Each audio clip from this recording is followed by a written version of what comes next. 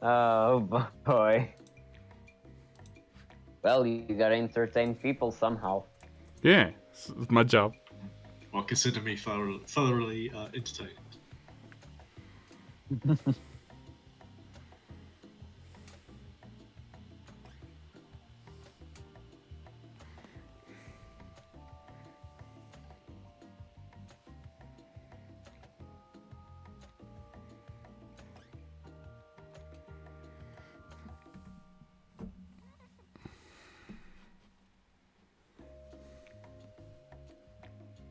Just wish the track was slightly longer.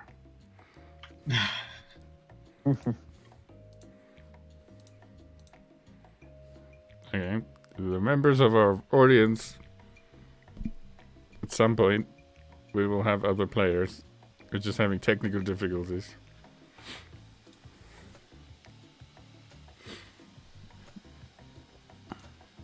And to people watching in the far future where load shedding is a distant memory. No, who am I kidding? Never mind. One can only hope. Yes. You would think as a member of the BRICS Alliance, we'd get some oil. And coal. But no.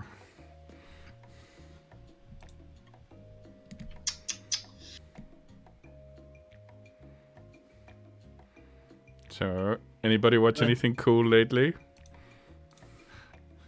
Watch anything cool lately? I did watch The Imitation Game today. Ah. Really liked it. It's the one where with Alan Turing. Yeah. Yeah, it's really cool. Bletchley Really Park. enjoyed it. Great movie. Yes. Yeah, really good. Let's see here. Our technology, it is fantastic when it works. Absolute hell when something is out hindering the... yes. What?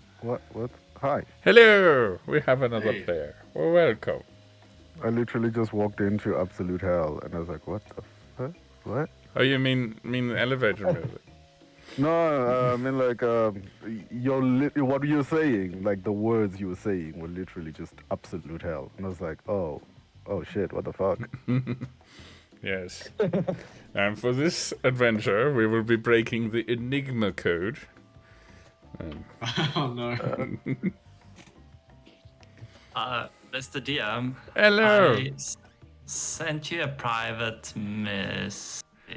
Yes, I'm glad you're here. I need you to make a history check, please. Okay. And then an insight check. Afterwards. History and insight. Okay. Yes. All right. Okay, so let me just open my character sheet. No worries. How you doing? Yeah, all good. Really been excited for this session. I know. Okay, so first history. Oh yeah, I'm good at those. Fucking intellect based. Should be fine. Yeah. Okay. That sounds good. History 9. Never heard of that volcano. Oh fuck. Mm-hmm. Okay. Insight, please. Oh, come on, buddy. 13? 13. Okay, so you realize that it is possible to be both a Tomoan and a druid at the same time. Okay.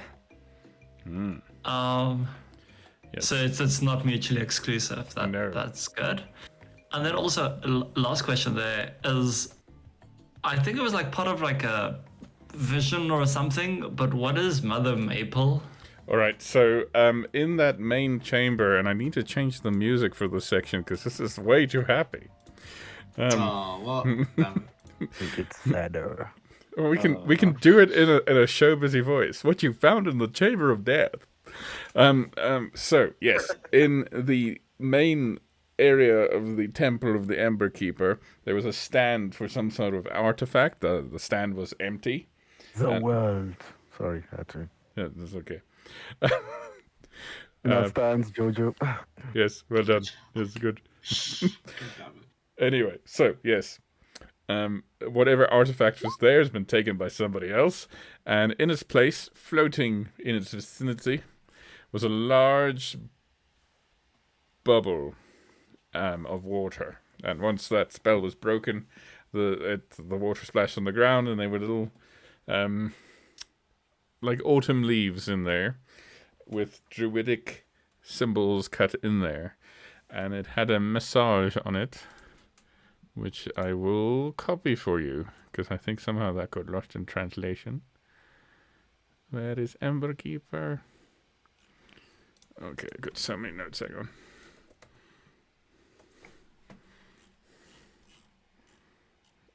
The Temple of the Ember Keeper was 4,000 words of stuff, by the way. Oh lord. Hey. Oh my goodness. That makes me like happy to ask you more questions about that then. Yes, now I just need to find the bit that you're supposed to know.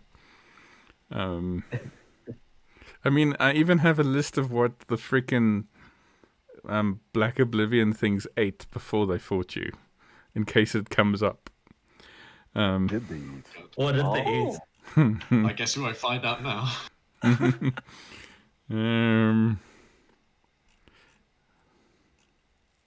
Oh yeah, by the way, you remember that arrow you shot Ethne and it disappeared? Yes. It hit something interesting. Goody. Fantastic. I'm sure that will never come bard. back to bite us in the arse. Zimmerman, it hit the bard. It went into the ethereal realm. I'll just put it that way. Oh. Okay. And that was the message, yes. So, our necessity for the needle was great. It saved an elder from a dark fate. Wow, that rhymes. I don't think that was intentional. Should you be one of us, seek us where the stags gather beyond the noise of Willowbane. Should your need match ours, Mother Maple. So, you've never heard of Mother Maple? But you surmise that the fact that it's written in Druidic, left in a sort of Druidy fashion, it's probably a Druid. That answers a few of my things. That's good. I don't know if you can probably see my character sheet, right? Yes. The bio part. Oh, Like, yeah. you can see there, like I just made like topics and then just like question marks where I still need answers. Okay. That's useful. But yes, I try and yeah, nice. I see it. Yes. Lots of question marks. Fantastic. Yes, I see. Okay. Yes, I try and keep ahead of your each of your character sheets, and occasionally I add things, as some of you would have seen. There we go. I'm hoping you guys can hear me. Hello. Just about. Yeah. Yeah, I can hear it. Hello there. Hey. I'm a tiny bit late. No worries, we haven't started yet. So, hello people in the audience. Say hello to people in the audience. Ahoy, Hello. people in the audience. Wait, wait. Aye. Hello. Oh. Hello, audience people. Okay. Well done. Okay. This is That's about it. triple A content, people. Triple A. Okay. So, last time, Top quality. our Lost Paragons, who are listed here in importance, I mean alphabetically, went into the temple of the Ember Keeper, an ancient druidic ruin of a civilization that once sprawled across the kingdom of Dyrecinder, but they have since gone missing. They found some clues, and they fought some black oblivion, some of which left their mark on certain members of the party. You all remember that much, right? Yes. Yeah. Okay. Indeed. Okay. After some looting, arguing with the staff, and questioning whether John is a murderer. You Is he? return to the. Oh, we'll find out. You return to the ship to find that your dangerous cargo, his most dangerous personality, broke out. And you all have cards. And Yes. murdered some people on the ship. Very bad. Right. So. Very, very bad. So taking some rest, and after you calmed down, taking some rest, you guys spent the evening aboard the ship and did some role playing, which, thanks to only recently getting my power back, I have mostly missed. So, There was a shitload. could anybody There was a lot. enlighten us? Okay. So, So much happened that nobody knows. There was a lot of alignment shifting. Mm-hmm. yeah, lots of alignment shifting. Really? A lot of, yeah, no, a lot of people just went. I know it's super- very shocking. I know it's very shocking. I bet you would have never noticed. John renounced his faith to Janus. Yeah. Wow. And Free picked up that gauntlet. Mm-hmm. I picked up John's holy symbol and The his holy mace symbol that he tore off. yeah, his symbol and mace that he left behind. Okay. Okay. John now got 2 hammers. Lisa Which had I'm gonna a add that. conversation with Sky to try and just glean some of the information, a little bit more clarity as to a million questions that it seems like for every answer we get like a million more questions. Free also has reaffirmed his debt to both John and now Sky. Mm-hmm. Okay. So nobody got married again. No, No. Oh, So I was reading the book. Sky. I know Sky and Tuso talked a little bit. Oh, they were talking about rumors. And they mentioned something about. Hey, we have a Lilu. Hello. Hey. Hi. Hi. Hey, everyone. I'm glad you can make it. I thought you Yay. didn't make it. How's your family? Not. It's all good. Also, It is so cold in Cape Town. Oh, yes. Also, back in the mother city. Friends, what kind of mace? What kind of mace did you have, so I can add it to my inventory real quick? Oh, just a regular mace. Okay. A shiny one. John, you're ready? Franz, you're ready? Shiny mace. Yeah, I'm sorry. Don't have my webcam tonight. I usually use that for microphone. I gotta use my crappy headphone microphone. I'll just turn it up It's a little bit. sounds It'll be like all the way Yeah. up. I sounds. just did that now. You sound. Thanks, Steph. Yes, I've also done that. Now you sound like you're sitting really close. Hello. Yeah. Hello. Nice, ASMR. Yeah, there's some ASMR going on. True story. That's really what the stream is for. True. Yeah. ASMR stream of John quietly renouncing his faith for 2 hours. No. Two and a half. Well, I guess we are only missing Sky. Yes, sir. Aw. Seems like Yeah, seems to be so. Eh. Yep. I'll Okay. be here as long as I can, but I'm due to have load shedding at some point, so Our, I'll be here. we survived it all. Probably at any Yeah. second now. Oh no! Okay, so for foreign viewers, Hi. load shedding is bad. Yeah. Okay. We have to take turns I using understand. power. Okay. Oh dear. Yes. Anyway, so you all have seen the message that I posted earlier this week, in which John does not. Wow, John, natural 20 on a con save. Were you trying to pass some Preparing? pizza. It was just a I was good trying to set good luck for the rest. I was actually trying to fail a thing, but yeah. Okay. Just trying to give himself good luck for the rest of the session. Okay, so he survived Janus's wrath. I was just about to say that, like, is the divine retribution for renouncing your faith, or Oh, yes. Yeah.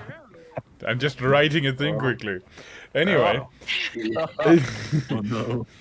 Well, as it so happens, until he gets another deity to kind of bestow his powers, he is now just a glorified fighter, and not even a very good one.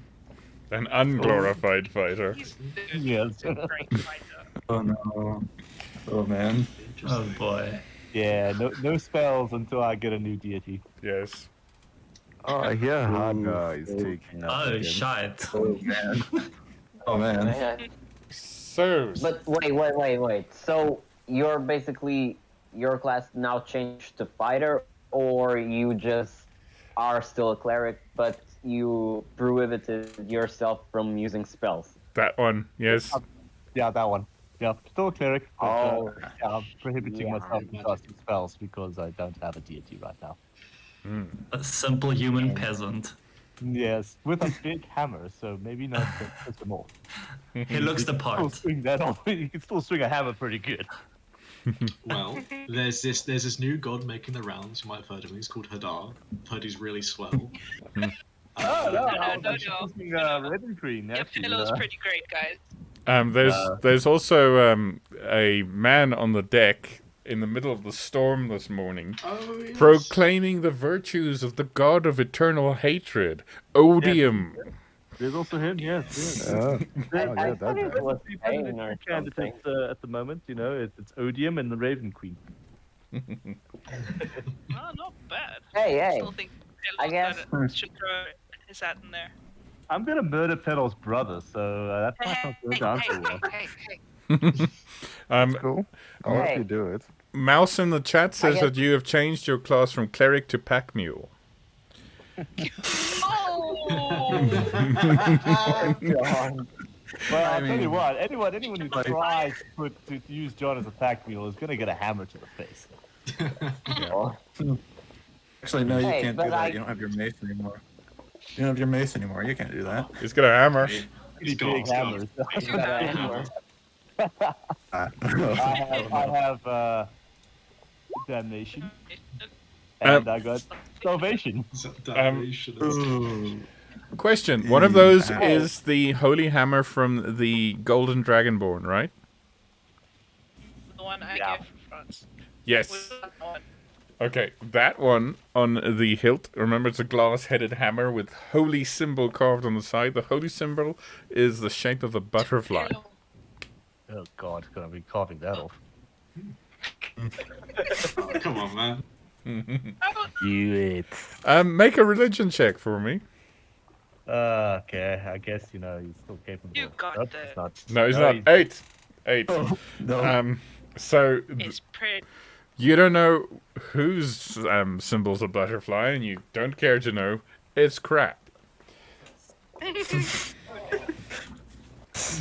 Yeah, I'm gonna be carving that off. I'm gonna defile this weapon. Oh no. Yes, I guess do in a it way- all. Do it. So if you ever you find yourself Right wanting act. to piss off a Elden deity, Ring reference? or to curse yourself, why stop at offending one god? Of course, all of them. Yes. Be cursed by the gods. Offend What's the your entire opinion? pantheon. There we go. What was that? See, this is where our friend, the priest of Odium, would say that you should worship Odium because he will hate you anyway, whether you worship him or not. Sounds like Exactly. a pretty good deal. Okie dokie. And I see that some of you have added your AC and your passive perception to your names. Is this useful? Thank you. You don't have to do that. Some of the very hopeful people in the Tomb of Horrors did that as well. Force of habit, mate. Force of habit. And you know what? Yeah. My character survived the first session, so. So did everybody. They're just a different We all gender. did, but yeah. Very true. Very true. They're just a different gender. Okay. Long story. You weren't kidding, Peter, about stealing that card. I like this card. Yeah, I thought you would. John. What? Yes, John is stealing cards from people now. Okay. What? Just so you know, I think it does say that in the handout. That ain't allowed. So. He gave me permission to. There was a wedding exchange for a reason. It was not his permission to give. So. Oh. Well, how do I? I'll steal it back. Okay. I'll let it go. Here we go. Have it back. Sorry. Yeah. Anyway, as I was trying to say, this introduction is a lot less formal than the previous session. Anyway. What do I say? Oh, yes. So, earlier this week, I told you that during the evening when you were resting and role-playing and denying your faith, Plot Twist the Goblin, who is now... Plot Device. Oh, it is brother. I remember. Thank you very much. Yes. Thank you. Well done. I remembered Plot Device in that one. Remind me to give you an extra card later for that. Thank you. Yes, he came now, to... Give it now. Okay, I'll give it now. Grabby hands. Grabby hands.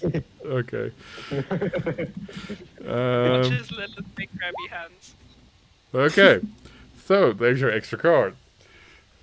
Okay, Thank I you. didn't need to Thank type you. that. I didn't need to type that. Okay, so I've been trying to say for a while now. Plot Device the Goblin came to each of you in turn and told you that the captain wants to see you. In the morning. Okay, so it is now morning. It is a storm outside. Visibility is not great, hence the sound effects.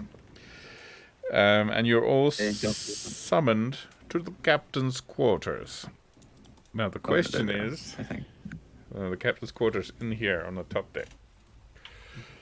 It's an in-betweeny deck that the map just wasn't big enough for. All right. So, is everybody going? Yeah. I guess Whatever so. free would have last been, so he'd already be there. Oh. Yes, Yeah. but Lydia was also going to ask Ethne about the potions, and we didn't get to it in the roleplay, but we'll do it during downtime. Okay, yeah, go ahead. Do that quickly. No. Okay. So while they were chatting and like talking about the thing, Lulu asked Ethne. She would have found or pulled out the dried potions that she kept from the ruins. Looked at Ethne and asked, so I'm no good with these, but I know you've still got the Black Lotus, and I was wondering, do you think this with that could maybe help Sky, or at least stop what's happening to her legs? She takes. Do you show these dried potions to Ethne? Yeah. I think there were 2. Let me just check. 2 or 3 potions that were dried. Yeah, you see, she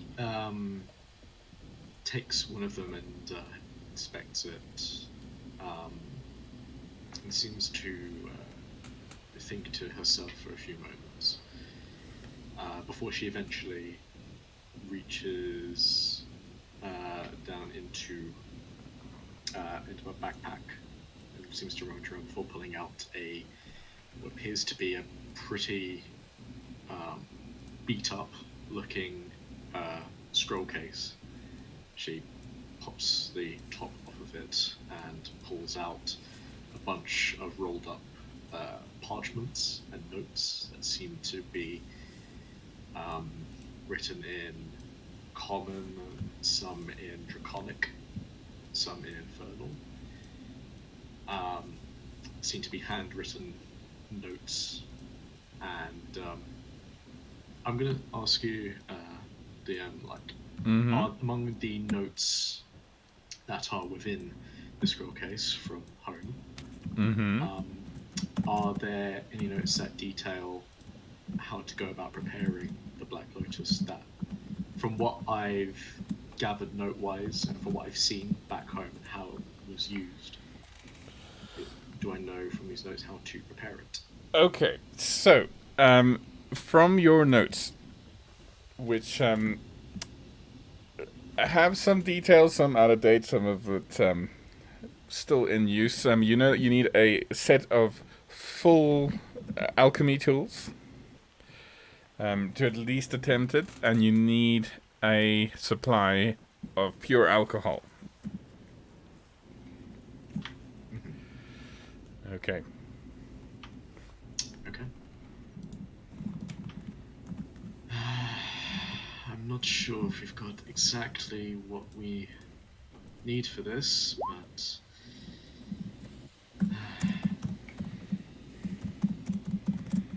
I need to have a look around and see if there's anything here that could be used for the process first. But if we do have that, and someone knows how to use the proper tools, we could try and make something that could, at the very least, stop the progression of whatever this corruption's doing to Sky's legs, or best case scenario, if it could drive it out entirely. That's all I was hoping for. Like, she looks at the papers like helplessly, and she's like, "So what do you need?" Right. I'll need a set of specific glassware and other things. I believe it's alchemists' tools or something to that nature. Other thing that's going to be needed is, well, alcohol, and not quite what you might be thinking at first. Not the drinking kind. Although you could drink it if you were really down in the dumps, but more professional alcohol is the best I can describe it, anyway. Trust me, it tastes like crap. She initially looks confused, like interested, and then confused, and then like thoughtful. As you like run down the description of what pure alcohol is. Alright, if we're not gonna find it here, I'm guessing we're gonna make a stop or two along the way. Hopefully, the next town we stop off at might have it, it might not, but it's worth a look around. Anything that we can do to help Sky. Thank you. Let's go with. Yeah. I knew these notes were going to come in handy, so I didn't quite expect it this way. Alrighty. It's from... I'll do that in chat. It's alright. Mr. DM, Yes. can I use something like lesser restoration to pull poison from a liquid? So can I extract alcohol from drinking alcohol? Why would you want to do such a thing? Get a little more of a concentrate.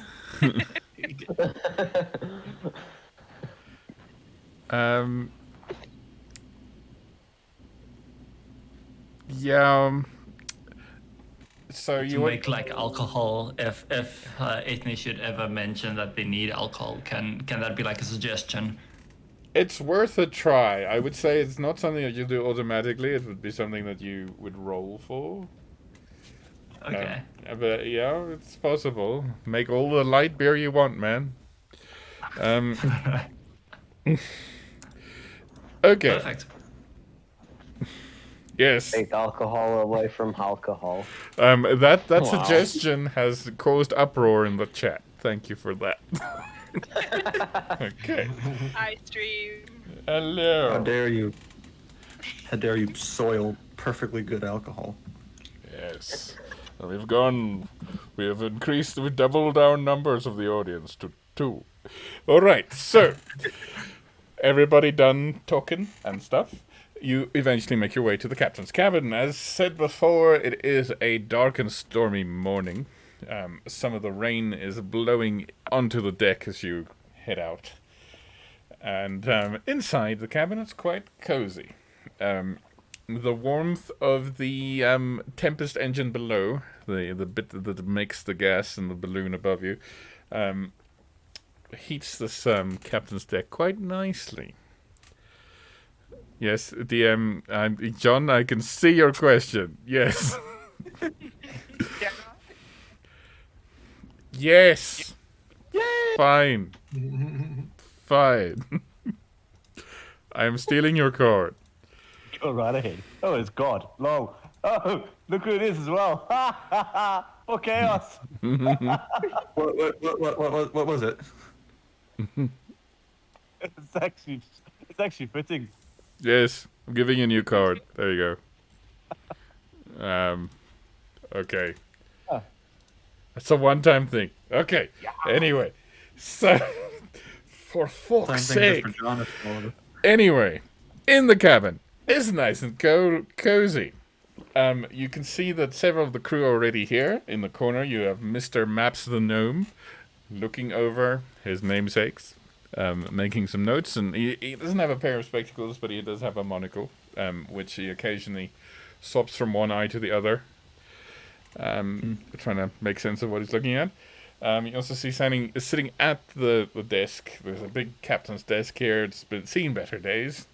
Is Mouse, your engineer, and her ragamuffin monkey, Octavian. Both of them tinkering on some kind of device. The monkey handing tools to her as they go.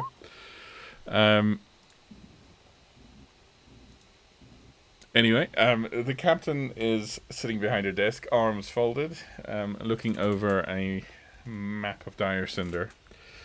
And she looks at all of you. Is this everyone? Yeah, Tusos present. Yes. John is present. John is here. Okay, everybody's here. He goes to stand behind on the other side of the table. The captain clears her throat. She sort of has a quick sideways glance at Free, standing next to the captain's desk, but she doesn't seem to say anything about it. What exactly are we transporting?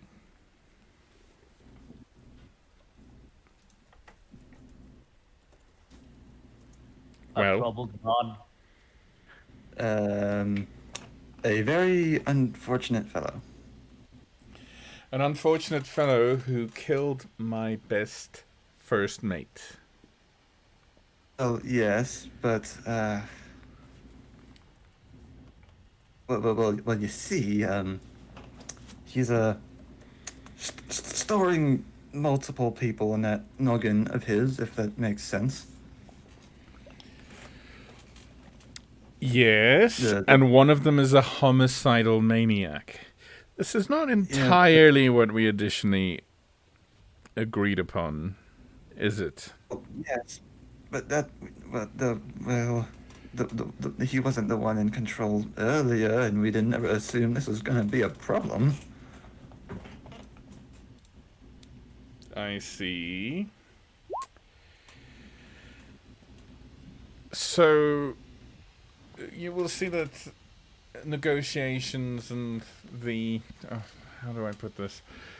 The fee we agreed on, I would like to triple that.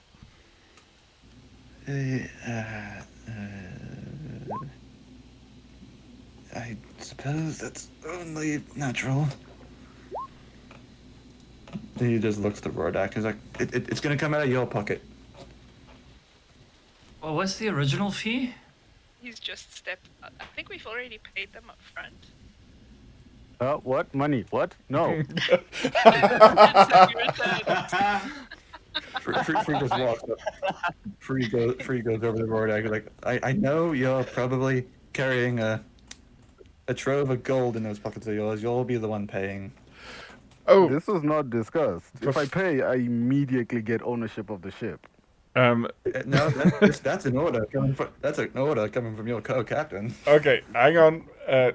Hang on a second. Rodak, can you make a intelligence check for me? Just straight intelligence, please. You got it, honey. You've got this. It's like my weakest stats. Join the Yep. club. Okay. With a 6, you get the weird impression that somewhere far in the world, someone's just come across a massive treasure. No.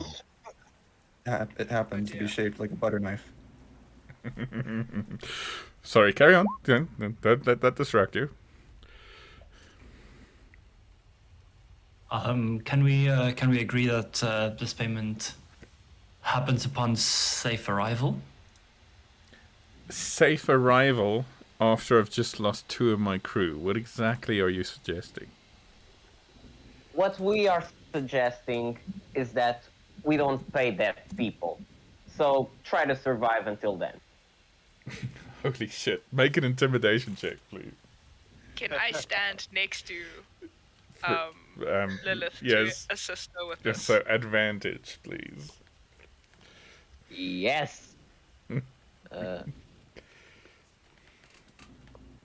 Oh, thank you. That advantage. that was a choice between an 8 or a 20.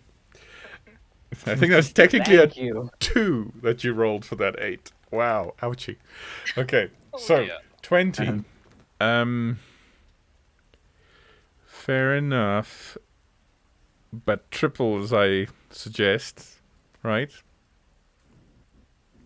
Yes. Look, it's your suggestion. We are sorry for your loss, but it's not like you are without hands. None of us here may be your first mate, but I'm sure there are others amongst your crew that you trust. If you need people to help out, Okay, Lilu, I need you to make a perception check, please. oh.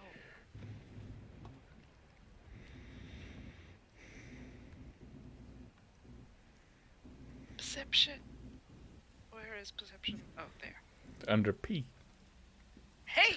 Wow, 18. Okay, hang on, you're just gonna get a little whisper somewhere.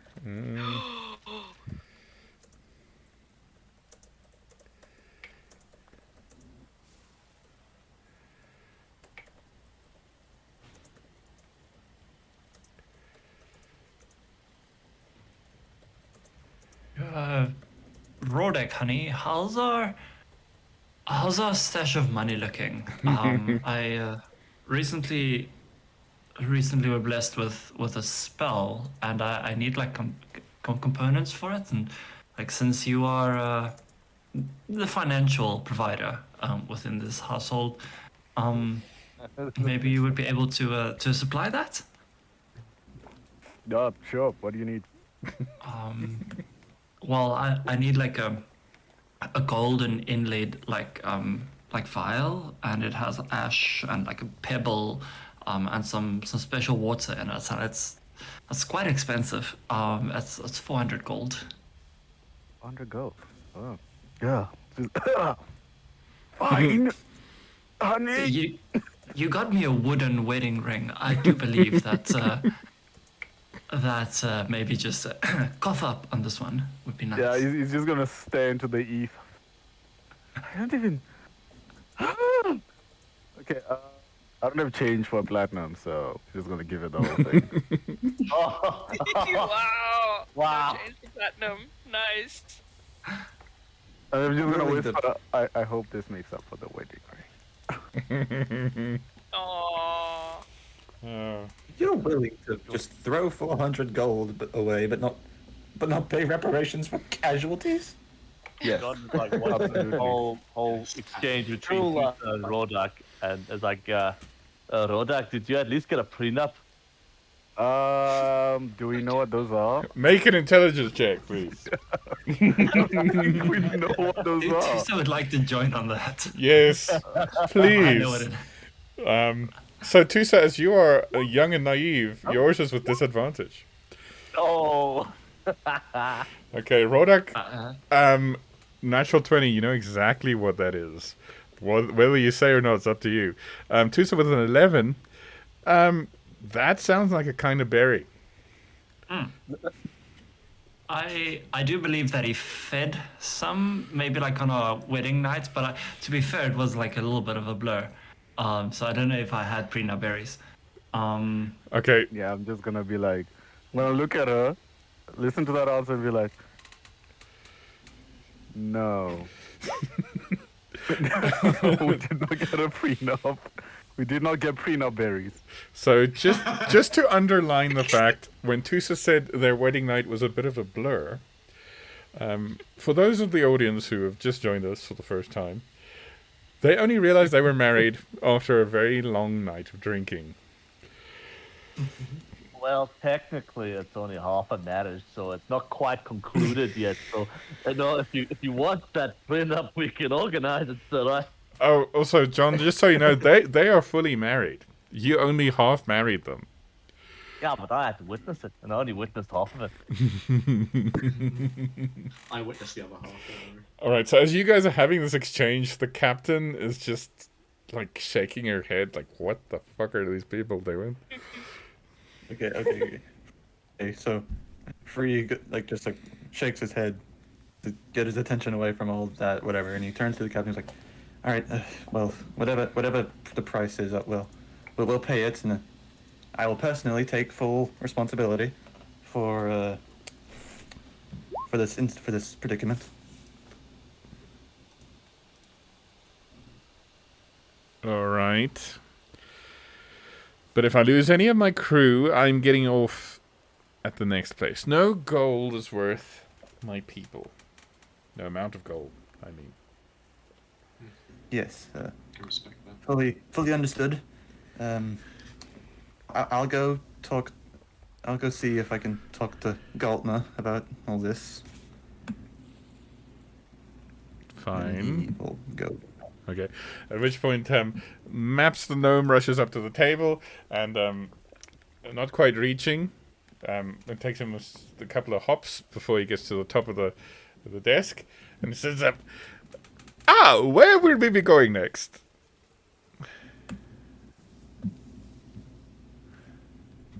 look at Free How and do we continue? We follow along as planned. Aren't we stopping? Because we're following a course, although that was assuming we went by land. Now we can go pretty much direct. Well, as I recall, you said that you would like to make your next stop off at the city of Peering Eyes in Corcyra. I believe that was Yeah. mentioned, yes. You are currently here, as pointed out by this helpful pin. It's a very fancy Maps, looking how thing. long would it take us to get from where we are to Corcyra? Ooh, Captain. Well, the wind's behind us at the moment. It should take 3-4 hours at this stage. It's assuming we don't have any other unscheduled stops, that is. I don't believe so. What's your doomsayer out there saying at the moment? The captain steps around her desk, opens the door onto the main deck where you can hear the priest Brother Tolkien shout, "The doom is upon us! Lightning and thunder! Stay here and we will be a burning ember to brighten the sky." She closes the door directly and goes, I think we should get moving. Sounds like it. Did you really hire that guy?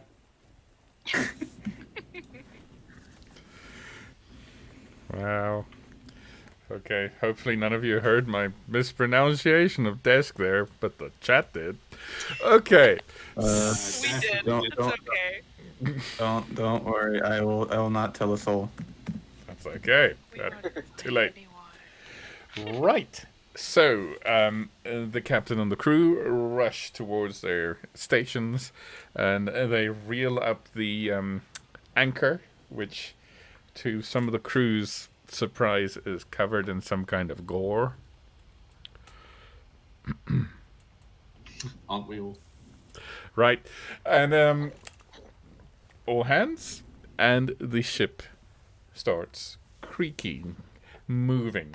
It is rocking quite violently in the stormy wind, but with its propellers and the captain at the helm, it starts going towards your next destination.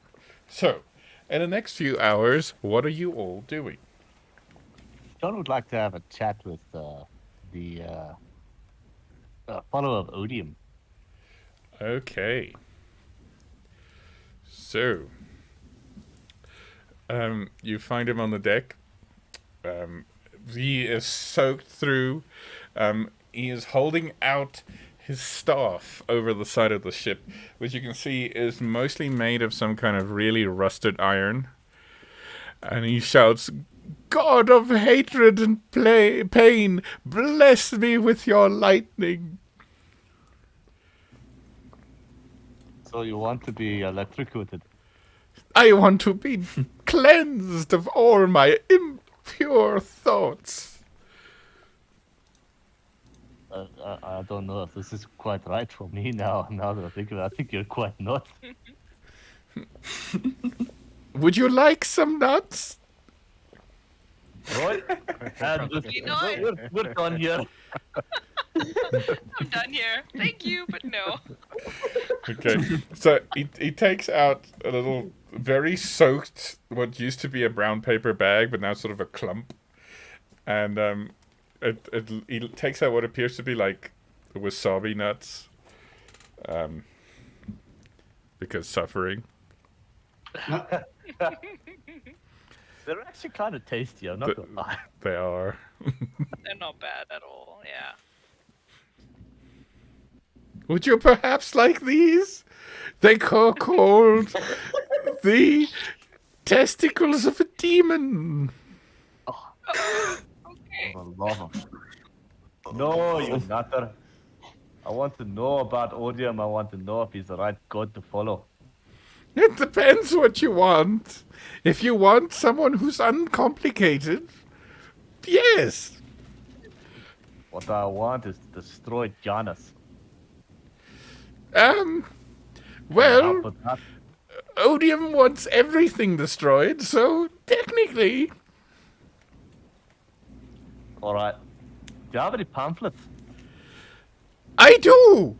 And he rummages through his wet robe, and he produces a pamphlet, but it's like a small telephone book. It's quite thick. And it also, it's not bound, it just has sort of a nail through it. It also works as the doubles as flagellation. Yeah, I'm not quite at the self-hating part yet.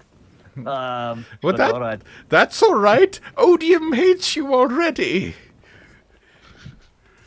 Well, fuck him too then. But alright. I'll take a read through this, thank you. Okay. I've got some research to do. Okay. Good luck with your electrocution thing. So looking at the pamphlets, it is called The Terms and Conditions and Fine Print of Odium, the God of Hatred. It's about 400 pages of fine print. Wow. Yes. You really need to hate yourself to read that. Probably. He is the god of suffering. So Yeah. But, sounds like not quite what John has in mind. Also, at the end of the first page, on the end of the first page, which is infinitely fine, you kind of have to look through a magnifying glass or something. It wants you to tick a box in blood that you are not a construct.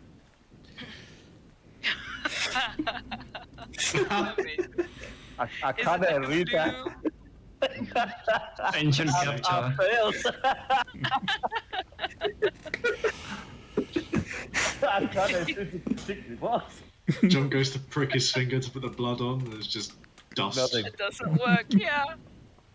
Yeah. Well, when he finally gets to that part, he's like, fuck. He checks his shoulder out, and he sees that the stone is spread pretty much throughout his left arm and shoulder, and a little bit down his back. And the boards of the deck creak quite noticeably as you go about. Yes, it's dead lightly now. And also, I realized I don't have to make notes. I must just come up with random shit as we go along. Because, I mean, Yes, that is great. what the hell? Okay, so, the rest of you. So, Piece of up the window, fuck this. yeah, pretty much. Anyway, so in the rest of the ship, you find Long Sam inspecting the cannons.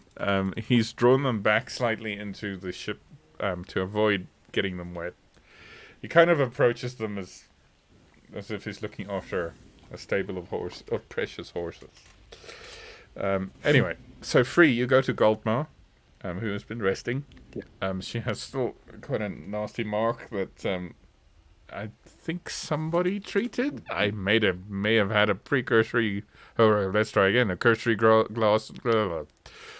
Oh, words. It's been a long week. Yes, somebody helped her out. I am pretty sure. But anyway, so Free. You find Galtma. She is in the lower crew quarters, resting. She's playing with that amulet she made herself, that sort of bangle. Again, let's try that again. It's a necklace for your arm. A bangle. One. As Free is walking in, he has a very, very nervous look on his face. He's like, hello there, Galtma. Hello. Are you feeling any? I've been better. Is everyone else all right? Are you aware of what happened yesterday or the day before? I don't know. Yeah, bugger broke free. I don't know why. Guess I must have lost concentration briefly. Yeah, one of the other mines in Echo, he just kind of went loose and he killed two of the crew. Yeah, it's quite nasty. I heard about that. Really sorry. No, it's all right. It's all right. We'll pay reparations to Trelawney.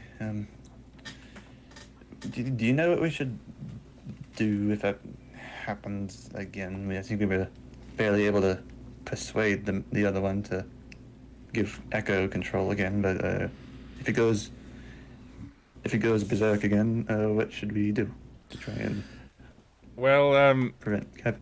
Hopefully I'm still alive. As long as I'm conscious, I can concentrate and help you out. But let's say worst case scenario, and she looks at her bangle. If I don't make it, make sure that this stays intact. Right? That should keep everything contained. All right, gotcha.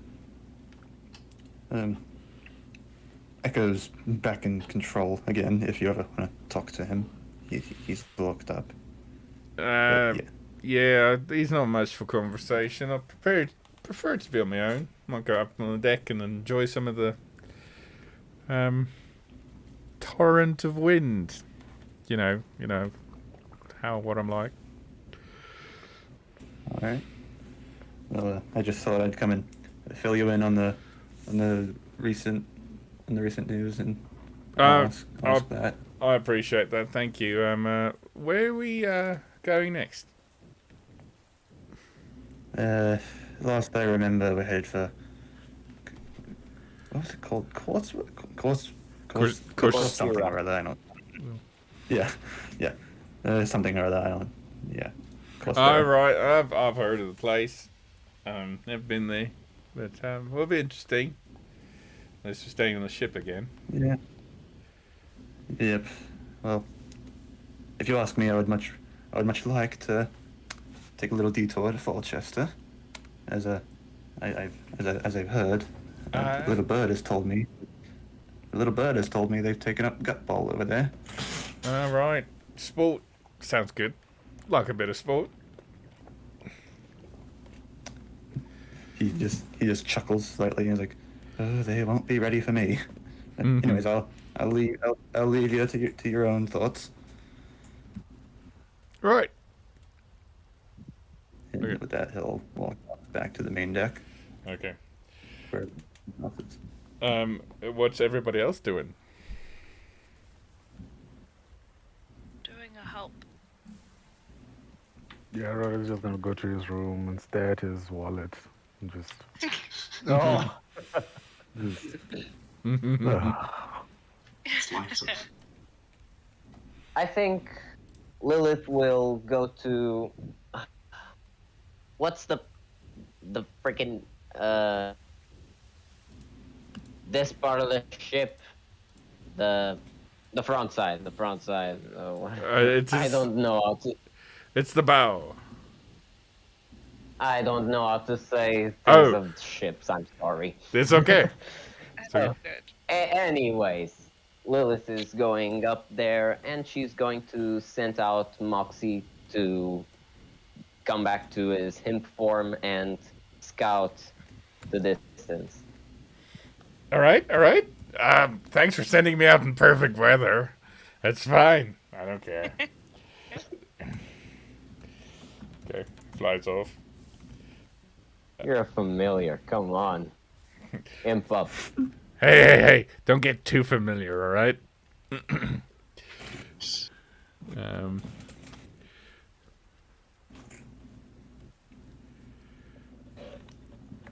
Okay, Tuesday, that is a very complicated question. I don't know the answer. Bear with me. Oh, nice. And even secretly chatting away. Yes, everybody is. Yeah. It is splitting my mind into tiny pieces. Okay. Dyrecinder did it. Okay, so it's 78 miles to where you're thinking. How fast does that thing fly? Hey, it's too late for math, man. It'll take 3 to 4 hours go from the ruins to Corcyra. Yes. 60 feet? Yeah. 60 feet fly speed. Yes, I know. I'm doing the rest of the math. The Excel sheet. Someone quickly fill the gap. Right, okay. Avni is not going to be doing anything in particular as such, other than potentially just looking around the ship for any, if anyone's got any of those alchemical supplies, or if there's somehow just some pure alcohol on board. Doing some rudimentary sort of investigations to look around to see if there's any of the supplies that are already on the ship that we need to create or properly process the Black Lotus to what we need. But other than that, nothing much on her end. Essentially the plan for Avni during this trip.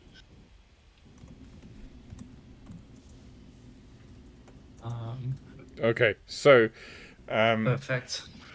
looking around the ship and stuff, remember you guys kind of reclaimed it from a group of pirates.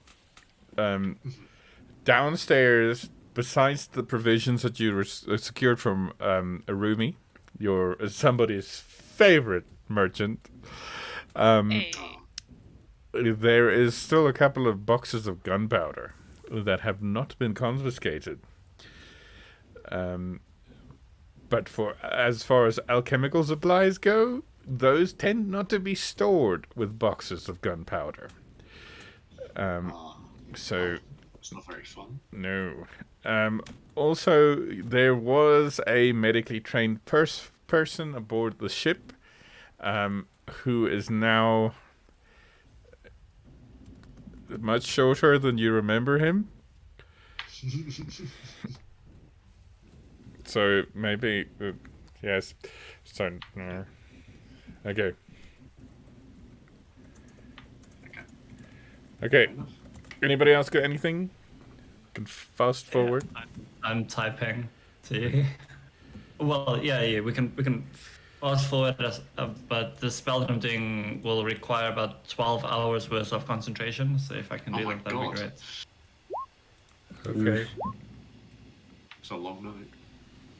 Lilu, if she gets a moment from like in between helping, she'll start working on the carving that I told you about. Okay, great. Okay. Yeah.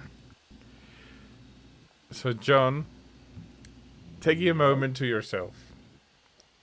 I need you to make a religion check, please. Oh. Let's do the religion check. Let's get the right trigger. Natural 20. Let's go. Nice. Hey, and he's back. Okay. Taking a silent moment to yourself somewhere secluded on the ship. You say a few words. Concentrate very hard. And you hear a voice very distant. You almost feel it could be a creak of the ship or something. Or the wrong soundtrack in the background as I'm talking. Somebody saying, "Come find us." Turn and look and see who's there. Who said that?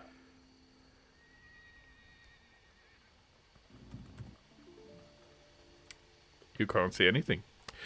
But let's just say the process has begun. Oh. Anyway, so hours pass. Eventually you clear the storm. And you see ahead of you, firstly, stretching out in front of you, a dark body of water, perfectly still, to which Mr. Maps, your navigator, says, Lake Malik. The first thing you notice is across that misty bank, on the other side of this body of water, you can see dark, looming shapes of towers, just barely visible through the mist. Before you can make that out, much closer, below, is a city of dark roofs and towers, but not towers like you've seen before. These are obsidian structures that come to a point at the top. Literally giant needles dotting the city. At the top of each needle is what appears to be a glowing bluish-greenish flame. Actually, I can show you a better view. Welcome to Corcyra. Bear with us, it's loading. Okay. So just a little note, when you have a non-3D map, it's hard to point out towers. Each of these black circles, can you see these? Mm-hmm. Those are a needle. They stretch, let's try that again, 80 feet into the air. There is a raised platform here where there is another needle, but at the center of each of these rings of buildings is another tower equally tall. Wow. Okay. Over here is the largest structure in the city. It's multi-stories. It's the tallest thing. It is built out of white stone. It's green roofs. But running along the stonework on the sort of vertical edge everywhere, there are runes. It's too far to make out anything in detail, but you can see that some of the runes glow blue and then fade. on. It's like the whole tower is pulsing. Okay. So the captain tells you, I think I'm going to bring her down. Last thing we want is some wind pushing us into one of those pointy, sharp things and popping our balloon.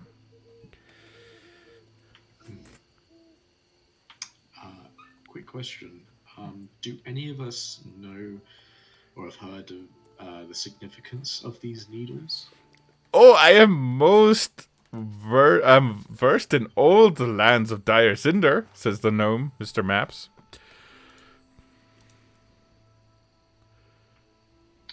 But it's fine, you don't have to ask me. I was just about to ask. Could you tell us what are those needles? They seem to have flames at the top. I have no idea. Oh, I'm kidding. Yes, so, these are the famed needles of Corcyra. Those flames, if you look very carefully, everybody make a perception check. Gladly. So, Ooh. Oh my god! Wow, Lilith. Okay, so, I'm looking for Moxie. He hasn't returned yet for some reason. Okay, Ethne 11, John 8, Rodak 7, Lilith 3. Double 3. Free with a natural 20, Lilu with 21, Tusa with 17. Alright, so Tusa, Lilu, and Free.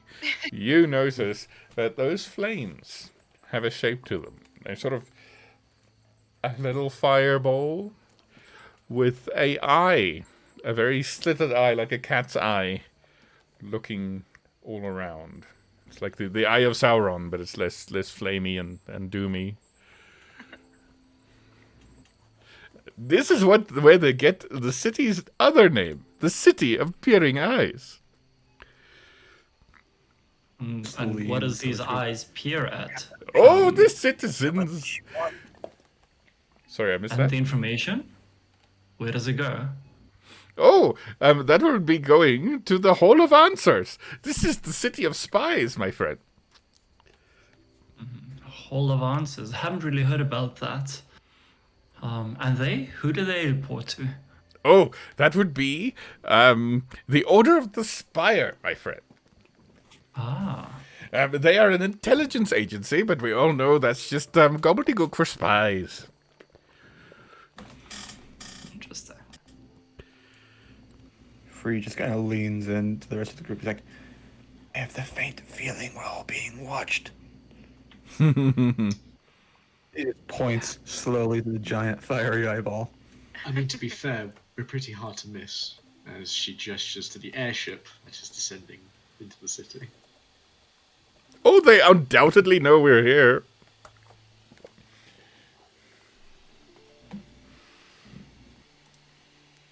Oh, dear. Do they have a church here or any kind of religious building? Yes, they do. I believe that there are two churches, and the one on the not fancy side of town, and one on the fancy side of town. The one in the shades, that's the not fancy part of town, has a temple to Anansi. Yes, and the other side has a temple to Mask.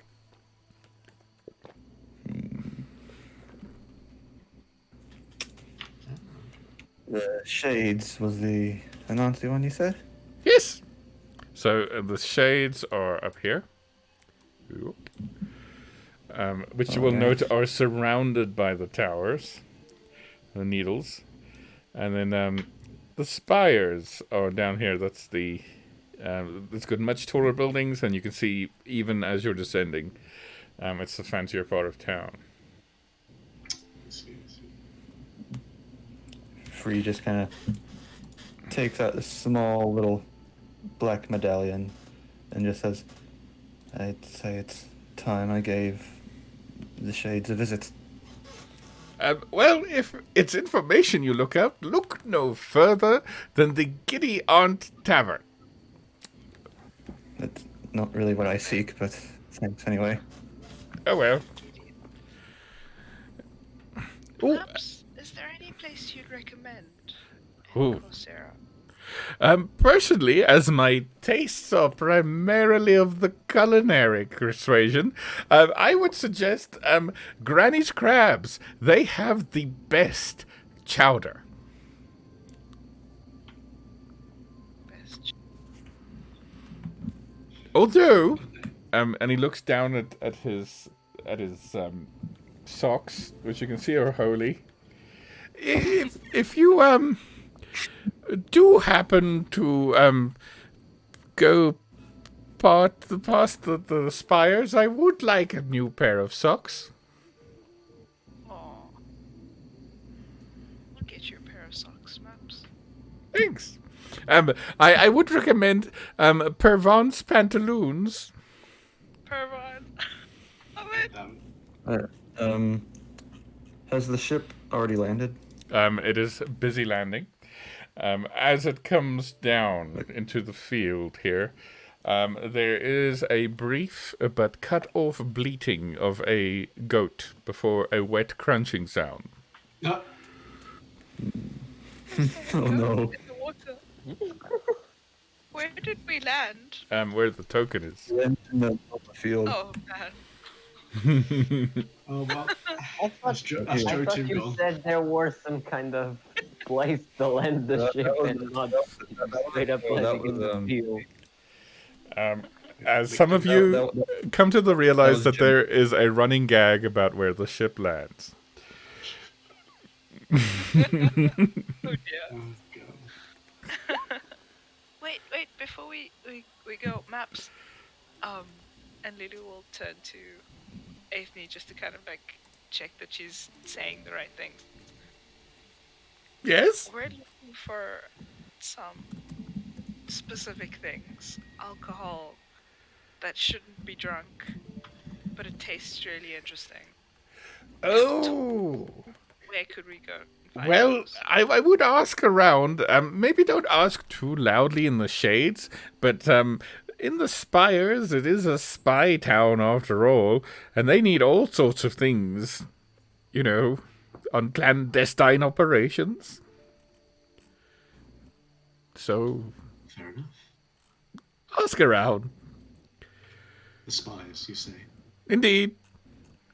The shades are notorious for being slightly dangerous. Good to know. Moment the ship is landed and we're able to depart, Free will begin to leave, medallion in hand, and he heads for the shades. Shouldn't you be going on your own? Are you gonna be fine? Free? Worry not. I know my way around these types of places. You need not worry about me. Nita just narrows her eyes. Alright. If you want to accompany so badly, I won't stop you. And he begins to walk away slowly. Map said it was pretty dangerous, right? She kind of just. I guess she says that to herself. Just stands around looking at everyone.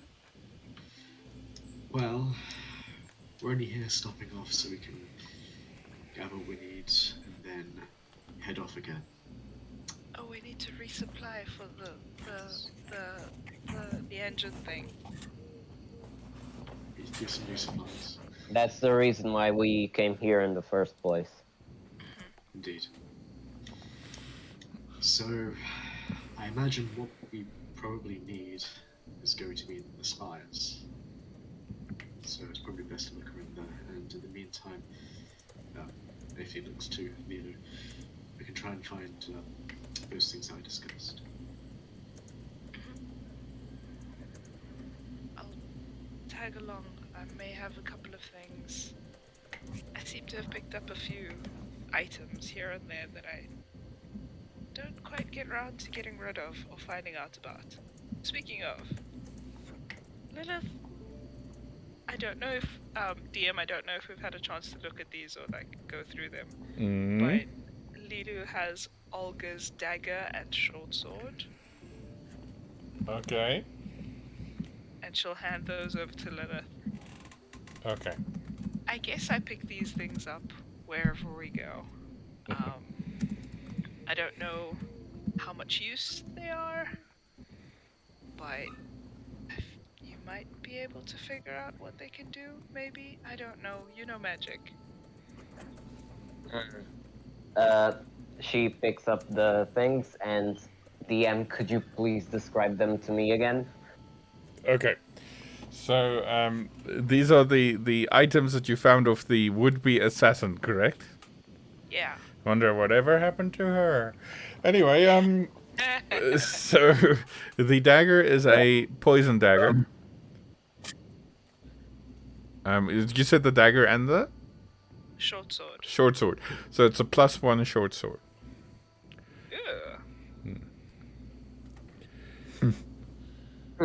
They don't seem that magical, in my opinion. They just seem enhanced in some way. The dagger is poisonous, obviously.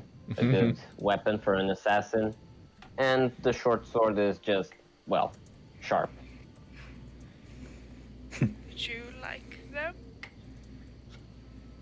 Oh, we could trade them, I guess, but...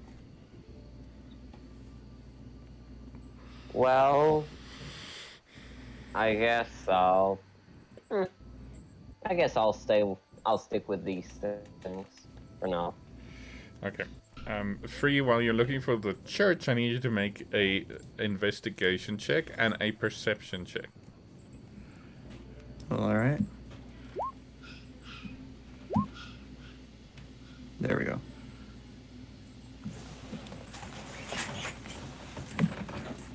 Okay. So, investigation 25, perception 12. After some time looking, you find, sort of in the middle of everything...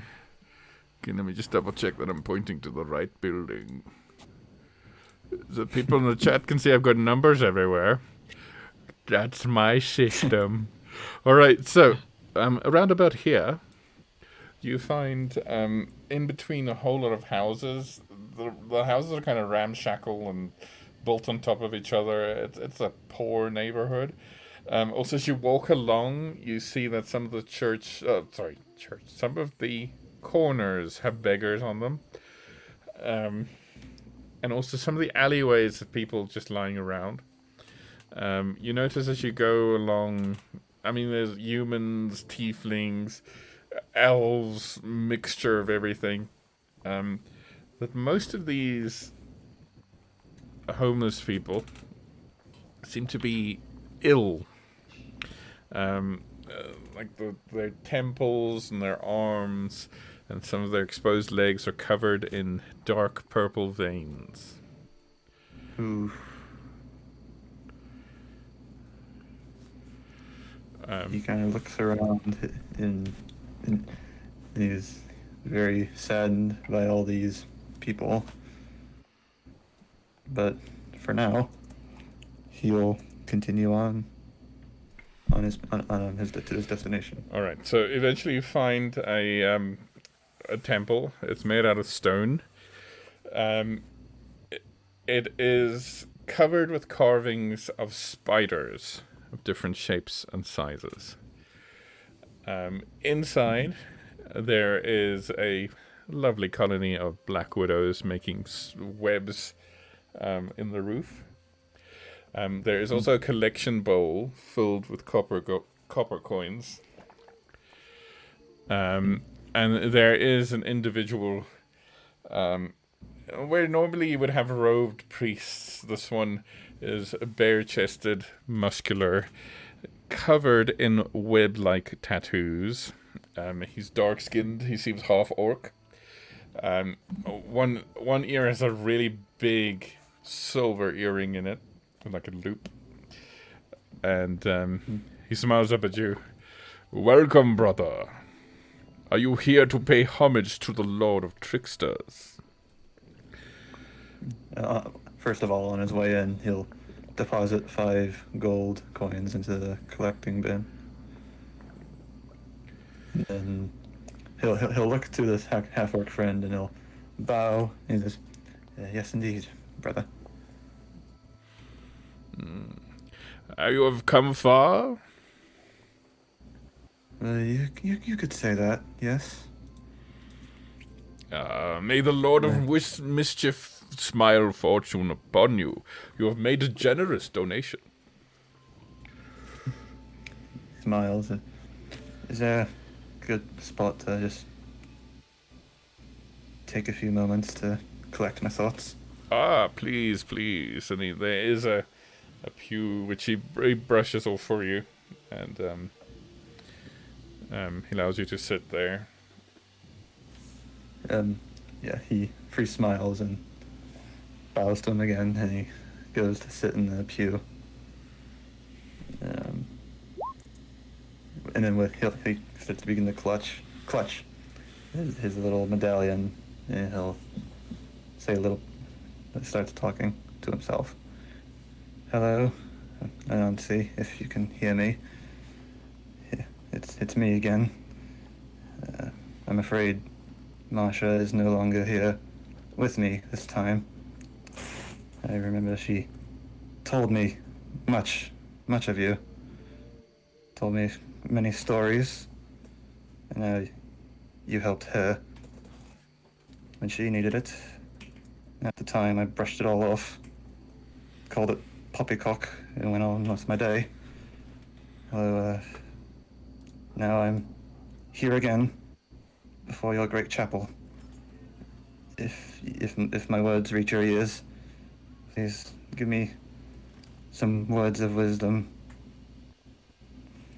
Okay, I need you to make a religion check, please, with advantage because of your generous donation. That's a 5. Man. Okay. So you sit there for a while. And we will get back to you. Ooh. Okay. Mr. DM, Yes. just want to confirm whether you got my essay. Yes. So in between, I've been whispering to people, and my mind is tiny bits. But okay, you can reply whenever. It is more noted. just like a thumbs up or thumbs down. Yes, it's going to take the eagle a while to get there. Just bear that in mind. Okay. Yeah, so that was a full 12 hours of concentration. Until I'd even concentrate a little bit longer. Considering that the eagle might encounter some wind and be not as fast. Okay, so you would have sent that during the night. Is that what you're saying? Yeah. Oh, okay. Yeah. I would have sent it while we were still kind of traveling and not cutting ahead. Okay, gotcha. Yeah. So okay, that will be replied to anon. Okay, so where are the rest of you going?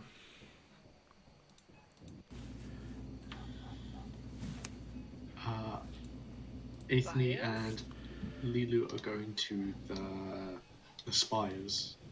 Okay. Aethne wants to see if they can get any alchemist supplies and potentially sufficient amount of pure alcohol for what is needed for the Black Lotus. Okay. I'd also like to go shopping with the money from her sugar daddy.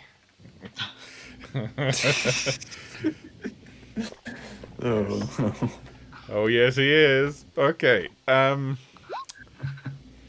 So, heading into the spires. Here the buildings are quite tall. They're taller even than the most fancy buildings you saw in Cindersand, the kingdom's capital.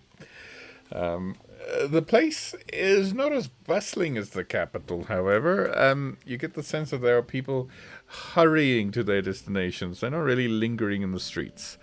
You occasionally see groups huddling together, whispering, and then dispersing. And you do indeed come across a shop called Pervon's Pantaloons. You want to go there first? Do you? Do you? Huh? Do you? Yeah, well, of course. We need to pick up some socks for our good friend Maps. Oh no, was it Maps that needed the socks? It was. Maps needed socks. Yeah, of course. All right, so you enter the establishment. A bell tinkles. You can see that there is fabric of the most flamboyant kind all over this place. But there's not quite a lot of business at the moment. So, as you are the first to enter this morning, you see a very lithe, elvish gentleman with only one earring slip out from behind some curtains. Customers? Potentially. Good. Yes. My goodness, you are enthusiastic. I am. Yes. We're looking for socks. I take it you. Sell them? Yes. What kind of socks would you like? I don't know. Lilu describes what Maps looks like. Oh, tiny socks. Tiny socks, I can do that. How many legs? 2? Oh, the usual. Silly me. Any styles? Any designs? Something custom? Does it help if we tell you that he likes maps? Excellent. Some geography. Sure. 1 second. I think I've just the thing. And he whips the curtain aside, disappears behind it. Don't you leave now. He takes a few minutes. And Obviously at Italy. That's normal. I don't think so. Very excited about socks. Yeah. eventually, to be concerned. Eventually, he returns and he has a sock in each hand, just held between thumb and forefinger, and they do indeed have some topography on them, some trees and mountains and things on them. How about these? Sure. They are one of a kind, made from Hagram goat wool. It's hard to get, I tell you. And perhaps for yourself, madam, or you, perhaps some socks, or perhaps a gown. Oh, no gowns. No more gowns. No, I think we're fine. Perhaps something for a party? This is not really the town for parties, but you never know where you might end up. You look like travelers.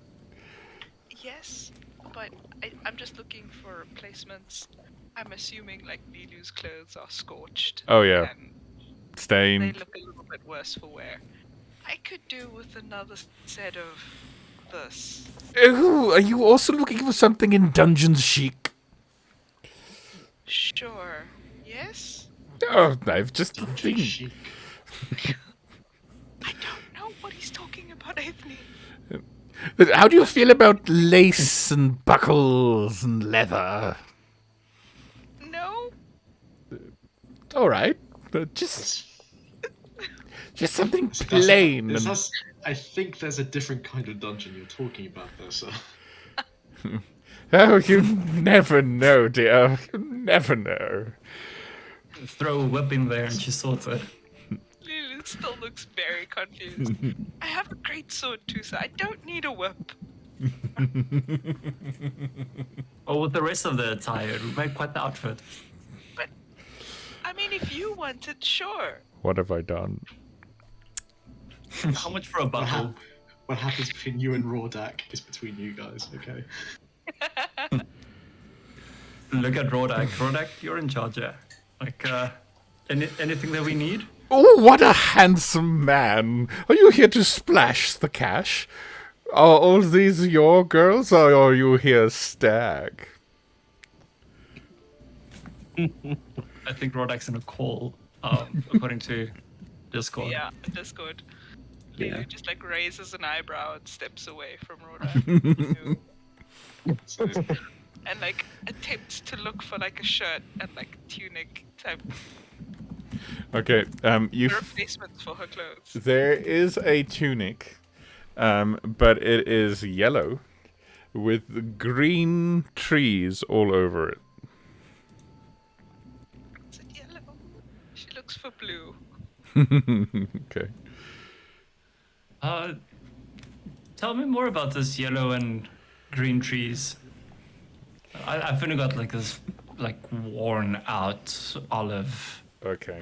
type of one. I'm So- looking for an upgrade. So I'm that's a feeling a little bit more feisty. cotton shirt with a neon yellow color to it, so bright that it must be magically attained. It would give you disadvantage on stealth while wearing it.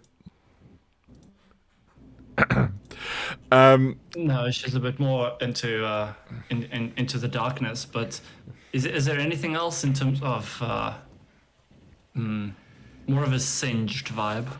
Okay, so looking around the shop, you notice that the clothes are kind of arranged by set.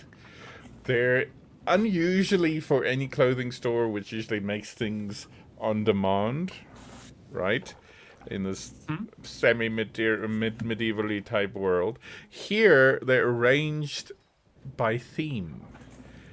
And not just by theme, but by occupation. Like, here's some farmer clothes. Here's some logging clothes. So on and so forth. I need all of you in the shop to make an insight check. This, Yeah. is this a fancy dress shop? It might just be. I do have a super like high passive insight, don't I? Yeah, But I'm looking for a super high number. That's fine. 22 should do it. You get the idea that this is the kind of shop that somebody who ought to have... who is in a profession to slip into society unnoticed might have occasion to visit before such an assignment. just repeat. Either I don't understand English or that was way too high. Okay, it's a costume shop for spies. Ah, all right. That's awesome. So it's kind of like a fancy dress. Yeah. Or in some actually. cases, it's kind of plain dress on purpose. But you get the sense that the proprietor of this shop can't help but add a little flair here and there. Considering that my profession is banned within this province, is there something that would represent a druidy type of thing besides farmer? Maybe like a herbologist or somebody that studies alchemy. There is an academic section, which has your wizard's robes, some monks' vestments and things like that. There is also that sort of vaguely cat lady academic section to that, where you can have sweaters that go a couple on top of each other. I'm sorry for anybody I'm offending. But you know what I mean. 100%. Nothing to your liking, darling. Can I perhaps help you with something custom? What's your going rate? Oh, what do you in mean? terms of making something? Oh, I see. Well, it depends if it's something like socks. I'm out of geographic socks, by the way. Anyway, it would be like 10 gold or something. For an outfit, 20 gold should cover it. I'm pretty sure we have something like that within our budget, right? Right, honey? And she would proceed to describe. She's not going to wait for kind of confirmation from Rodak, considering like she pretty knows like he's pocketed a lot of money. Okay, but you do kind of see this guy's demeanor kind of dampen when you refer to him as honey. Oh, within our relationship, we've got many honeys. Don't you worry.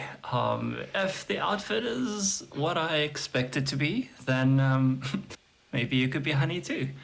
And looking at Rodak as trying to get some discounts on this. I think Rodak would appreciate the haggle. Thank you, darling, but you're not really my type. Perhaps my husband could be honey. Really? What is he like? Well, Rodak is right there, isn't he? Yeah, staring off into space because he can sense treasure somewhere. Well, enough of that talk. First, I would like something to represent a little bit more of a stronger version of myself. You know, woman is always portrayed as kind of, I don't know, lesser. And I would like something a bit more dominant. Oh, I've got exactly what you need. Leave the cash with me and I'll have it ready. And she hopes Rodak would fork out 20 gold for a nice outfit. Okay. Brace yourself. Oh no. Oh no. Okay, so you guys are... the socks are 10 gold, by the way. Okay. It's a little bit pricey. It's fine. So socks and then boots. I guess the whole outfit you said was 20 gold? Yes. Okay, so I guess mine comes to 30 gold. Mm-hmm. Lilu will put down 50 gold and like look to Ethne and who's wait, no, that doesn't add up, right? I need to she'll put down 70 gold. Don't look at me. Math is easier than letters. Thank you, dear. Do Should cover return. Don't look at me. Tusa is just as bad as counting. I think that looks about right. But Side note, the DM really needs a girlfriend. Aw. Swinging all sides of the coin this time.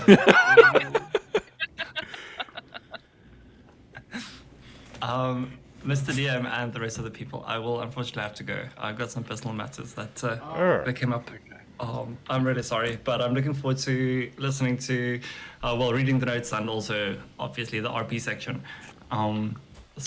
Yeah, have fun, everybody. I'm sorry. You're- take care, mate. You're right, though. All right. Take care. Yeah, all good. Okay. Cool. Have a good Cheers, one. everybody. Bye. Bye. Bye. Sure. I'll cash in on Lulu's offer, and I'll get some extra clothes in case travelers' clothes or whatever, just in case Okay. these ones get ripped up anymore. Okay.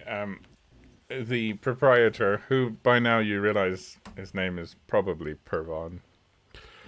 Unfortunately. I'm sorry, Matt Mercer, but you're never going to watch this, so it's fine. He notices John enter. And for you, you tall drink of water. Oh, Jesus. Something black. All black. Oh, I see. In leather. Just the boots and gloves. Oh, robbing a place, are you? Exciting. Yeah, maybe, perhaps. Do you have anything?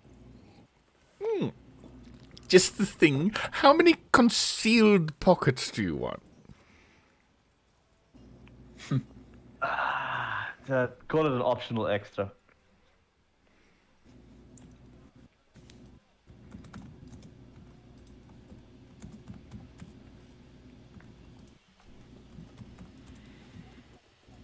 Right. Okay. So, I can do use some boots with a concealed blade in the toe.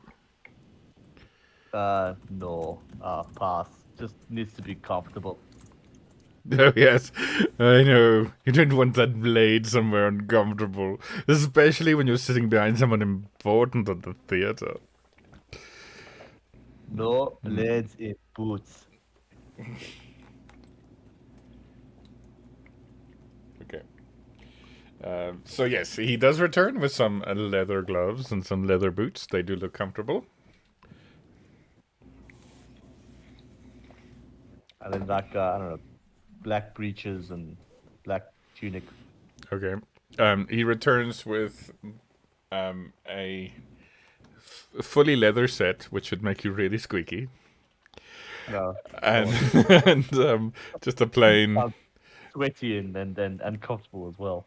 Oh yes. Okay, so you're just taking the plain sort of cottony one. Yes. Okay. In black. Yes. That will be 20 gold for everything. Does he have any black tabards to go over his chainmail? Oh, indeed. Those would be 5 silver. Done. So what was that again? So it's 20 for the whole outfit, and then 5 silver for the tabards you need. Beautiful. Lovely. I'm guessing you're all buying and not renting. I don't get many rentals because some people don't come back. John pays him his money. Excellent. Okay. Good to know. No, I can get some black paint. Okay, and Lily, what are you getting for Sky?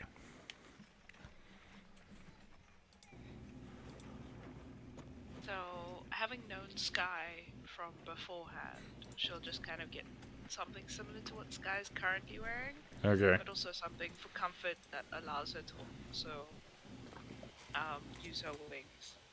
Okay. So yeah, that again, he'll ask 20 gold for that ensemble. No worries. Lulu just like counts out the gold and she'll put it down and pay for it. Okay, great. Okay. Is it- Socks, clothes. We're looking for alcohol. Oh, I would suggest the Giddy Aunt, my dear. Alcohol. Not that kind. Pure alcohol. Do you know if that's sold around here in the Spies? Oh, I don't like to say, but I will. I would perhaps go around town. There's a couple of alchemists here and there.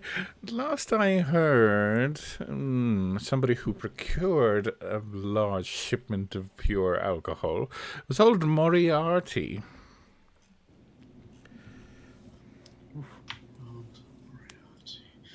And do you know where they're situated? Oh, it's over here in the spires, just a block or two around. I'll show you.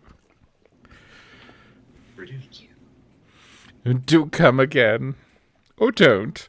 I never saw you before. Okay. He just gives like a kind of unsure nod. Lulu mimics the nod. Don't quite know how to respond to this man. At some point, I'm gonna run out of shopkeepers, people. Okay. I mean, I love him, but I feel like Lulu's just like confused. I know. You guys have to leave to secure my straightness, please.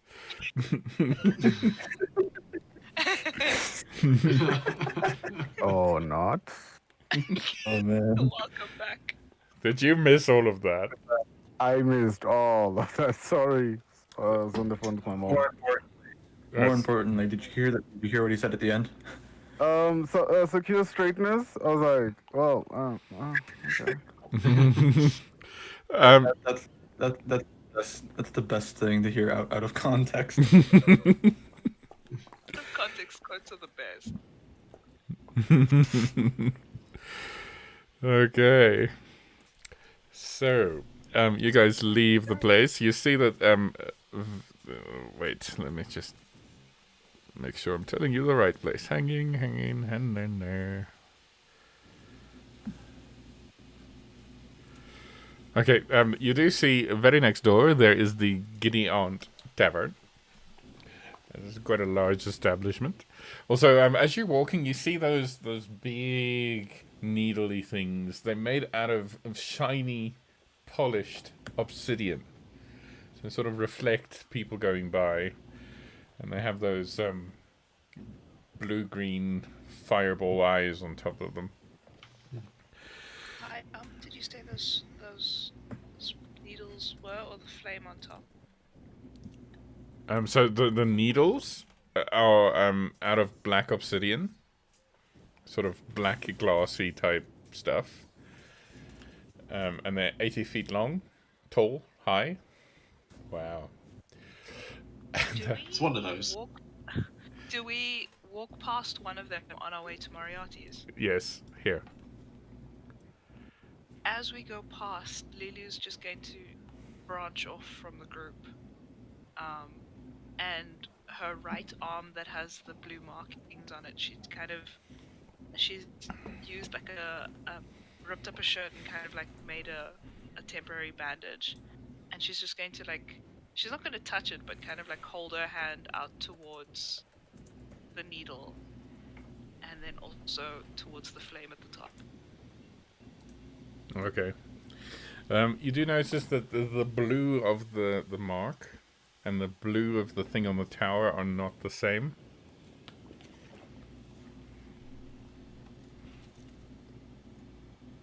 But there's no other sensation or anything like that.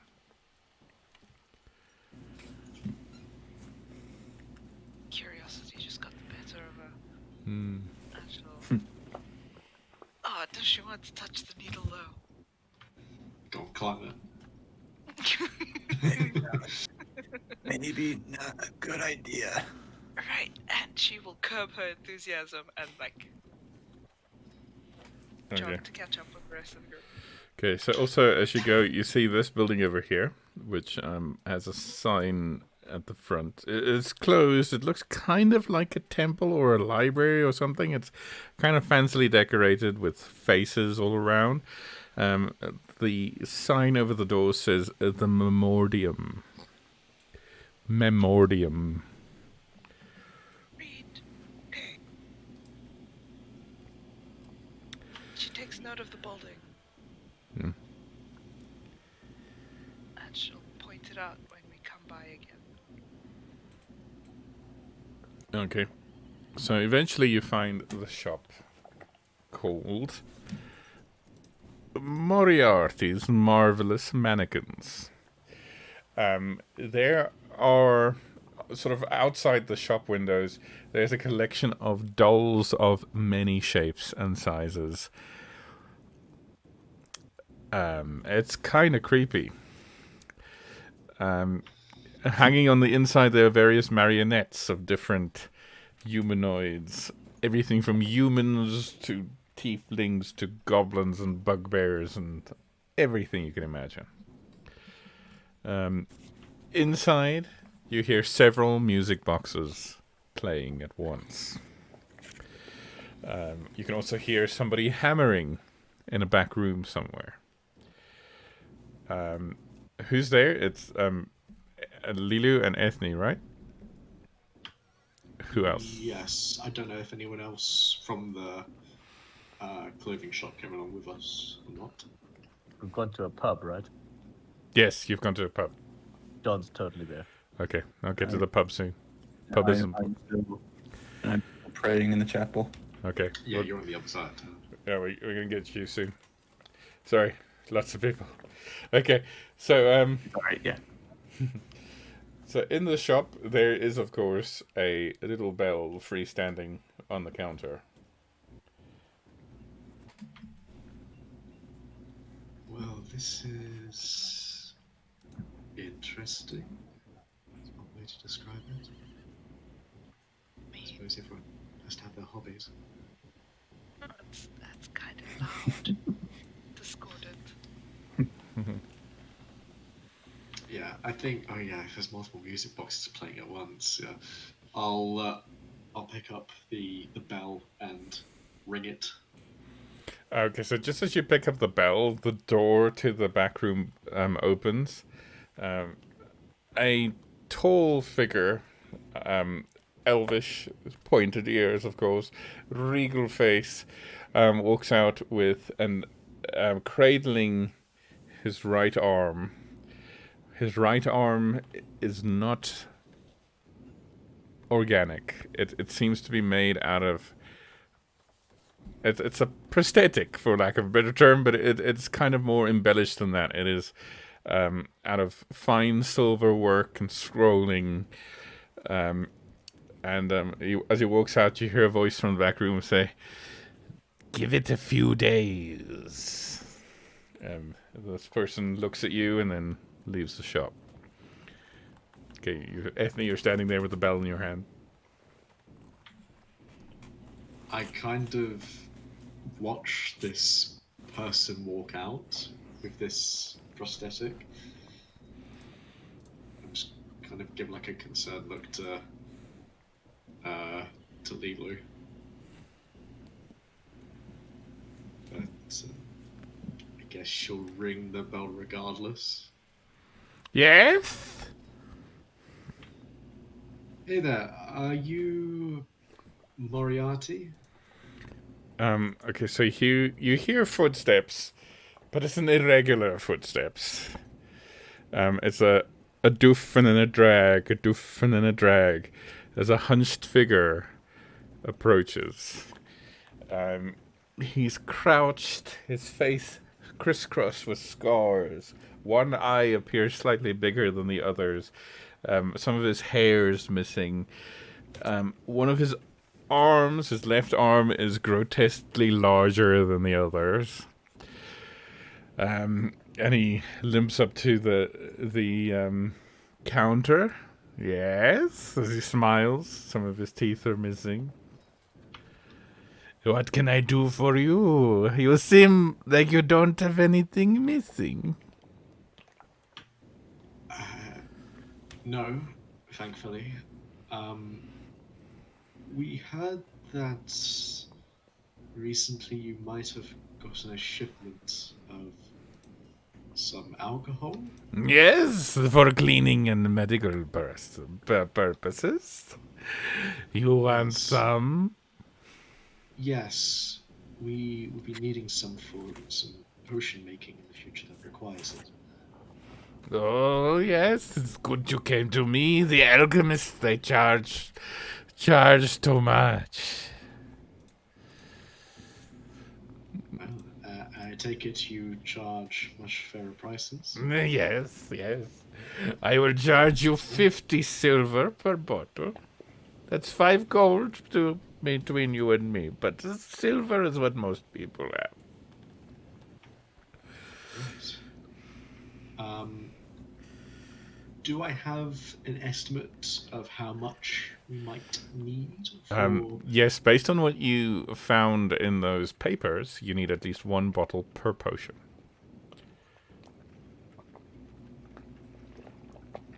Okay. And I'm trying to remember if I got a glimpse of the Black Lotus I had previously. I think we did open it up before, but we didn't look at it for too long because smelly. Because of the smell. But from what the notes have said and whatnot, do we know how much potential poultices or potions that we could make from the Black Lotus that's in that box at the moment? Just 1. Just the 1. That's why the flowers are so sought after. Okay. What I'll do is I'll purchase 3 because I can think of some potential other uses that could be used for. pure alcohol. Okay. Thank you, thank you. Are you perhaps in the medical profession? We're having to dabble in it, I think, out of necessity rather than interest. We journey a lot and have come across some danger in the past, so I see, I needs see. must. He walks over, limps over to a cupboard. It's a cupboard filled with tiny, different, odd-sized drawers. He goes through each of them and then eventually opens up one that has glasses, one lens bigger than the other that perfectly fit his face. And he limps back to the counter. Come closer.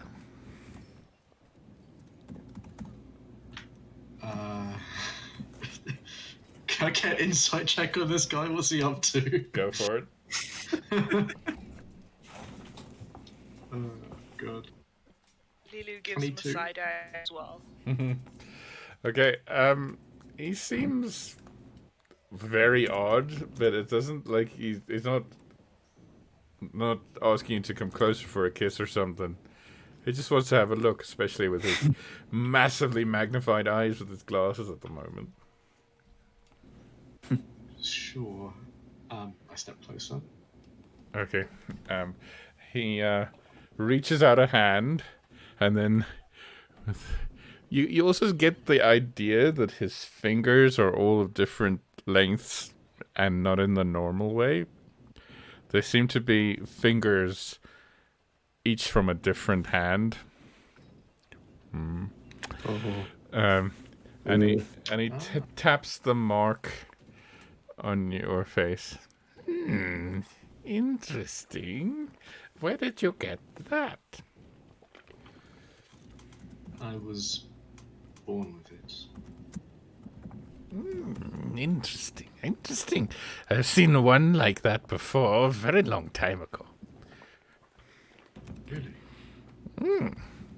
Back in my home country. Where would that be? Oh, I don't speak of it. This is my home now. Yes. Okay, here's a question, right?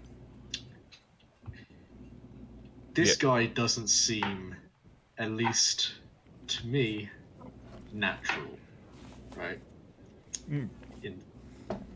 Could I ascertain as to what this person could be? Okay, I need you to make a history check, please. Ooh, I'm very good at these. Oh, natural 20, I Natural guess I 20. am. Okay, based on his accent and his slightly Tim Burton-y essence, man, the descriptions are top-notch this evening. He is a native of Glisterwald, the territory to the east of Dyrecinder, in which you hear all sorts of slightly esoteric creatures exist, especially those that are made up of lots of other individuals. Yeah. Oof. He's an Igor. Amazing. I suppose Aifne would ask, do you know what happened to this person? Oh, I'm afraid the people I worked for before disposed of him. Ah, I see. Valuable marks, you see. You have a very, very valuable mark. Right. Here are your bottles. With a clink, he puts them on the table with his big hand. Thank you very much. As Aifne takes the bottles, she pauses, seems to be contemplating something, looks back Toledo a sort of sympathetic look, and then turns around and asks, I saw a gentleman leave here with a arm that wasn't made of flesh. Yes, I fixed him. So you make limbs from metal? Yes, whatever is missing. Do you perhaps make legs as well? It just so happens I have a set or two, but it depends on the individual. You don't want to limp like me. The person I'm thinking of is this high. She like gestures to with the height. Is that the before or after she lost her legs? She hasn't lost them yet. I see, I see. How did you notice a she?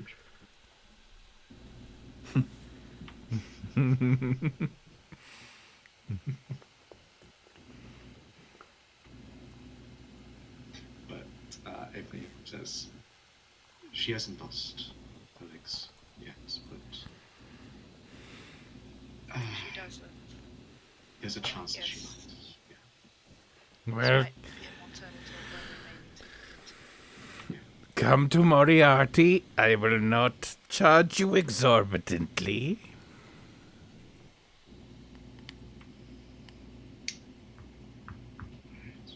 Thank you. Do you know if yourself or any other alchemists in this place sell supplies to perform alchemy? Oh, ask around. They don't like to advertise in this town. Well, thank you, regardless. Until you meet Moriarty again. Have a good. What time is it? It's If getting out of the window. getting about 11 in the morning. Have a good day. Okay. Meanwhile, in the Gideon, it's quite a cozy place. So usually you've seen your sort of rusticy type inns. This is sort of gives you a slightly gentleman's clubby vibe. It's got old wood paneling everywhere. It's got a low roof. There's the constant, persistent smell of cigar smoke in the air. And there's a halfling behind the counter. He is idly sketching a little pad. The only other people present are sitting at one table. There are 5 people, 2 of which are engaged in a game of dragon chess. The players is a dark-skinned man with a shaved head and a black goatee. He is dressed in what appears to be some kind of robe, with many symbols carved around it, and at his belt is a curved sword, a scimitar of some kind. His opponent is a thin, pale man, short brown hair. The right side of his face, the left side of his face is marked quite prominently with a burn. It seems like he has an iron bowl in the place of his left eye. The other people at the table are watching this game quite intently. There's a man in a white tunic. He's quite toned and tanned. He's got a full head of curly blonde hair. The next man is an old man in an old, a very tattered uniform from the Dyrecinder military, the Cinder Knights. And the last is a man with a very long silvery beard holding a cane with an owl perching on his shoulder. There's an open table right next to them. So, John, you're there. Who else is in the bar?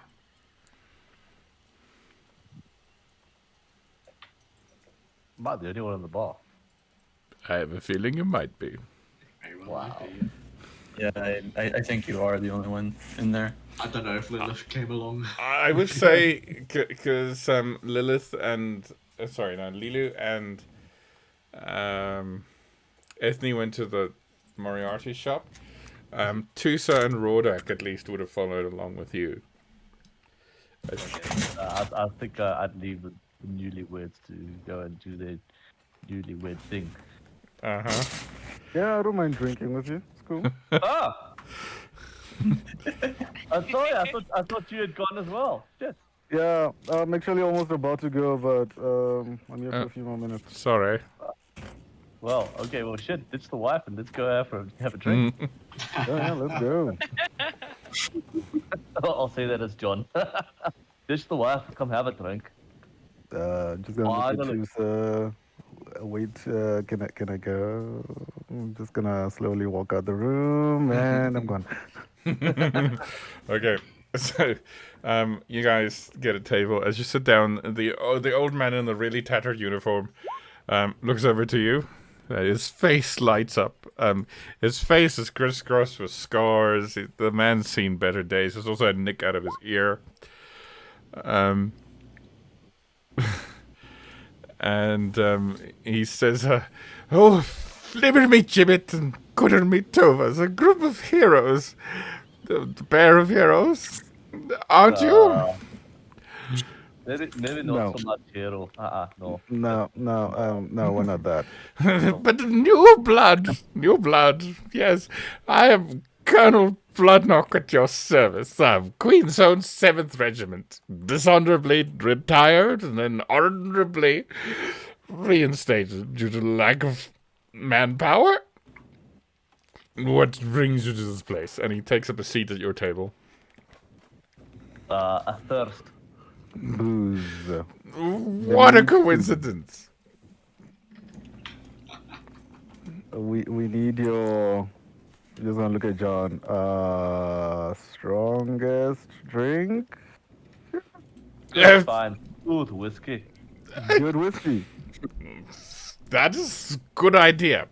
If only someone could come and take our order. Our order. Indeed, I'll have what you're having.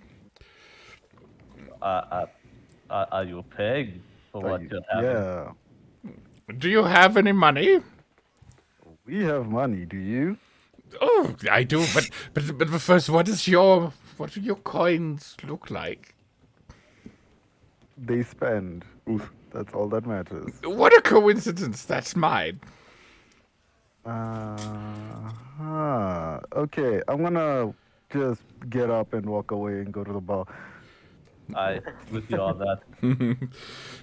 He sort of just drunkenly follows you guys. I'm gonna smash his fucking mouth out if he doesn't get the fuck away from me. Okay. Anyway, at the bar, the halfling who's sketching looks up. Top of the morning to you. Early drinkers, I see. Well, it's noon somewhere in the world. Aye, ain't that true? Why is it that it's always halflings having to work behind a bar? That's just not just. Just to clarify, it was a hotel of halflings. The bars have been dwarves, but fine, it's okay. It's okay. It's like, wherever we go, we're being served by poor halflings. Like, what are they? The serving case? You mean the infiltrators? Power to the people. Okay. We'll have 2 whiskeys, 2 cigars, and hopefully a big stick to beat the drunkard away. Oh, good old Colonel Bloodknock. He's harmless and annoying. I mean, there's a solution to that, you know. Oh, no. He's a sort of a decoration to the place. He's just drinking because he failed with something, probably. You know how it goes. at life in general? That too. Well, I mean, welcome to the club. That's a pretty freaking normal par for the course. This disgust gentleman leans over the bar. What are we having, gentlemen? Rodak, Whiskey. I may have to take my hammer to him if he doesn't go away. Yeah, I'm just gonna look at this man and be like, okay, so we are violent psychopaths. So What a coincidence! in the interest of not ruining my day, please leave us alone. But I have need for violent individuals. Okay, I'm just gonna look at the bartender. Do I have permission to kill this man? Oh, I'm afraid that's not a good idea. Not with Why? a bar full of spies. Bar full of spies. Um, Right. And you hear a cheer from the chessboard as somebody was victorious, and there's a shuffling of seats as somebody else takes on the burnt man. Okay. Can we restrain him in any way without setting anyone off? He leans in close and sort of cups his mouth and says, just buy him a drink. He usually goes away then. I ain't buying him a drink. One. Exactly one. The cheapest shit you have. Alright. Water it down. Hang on. We do have... What is the cheapest... Spit in it. Okay. So the cheapest shit they have is Boot Brown whiskey. That. Give them that. It's 2 copper pieces. Okay, cool.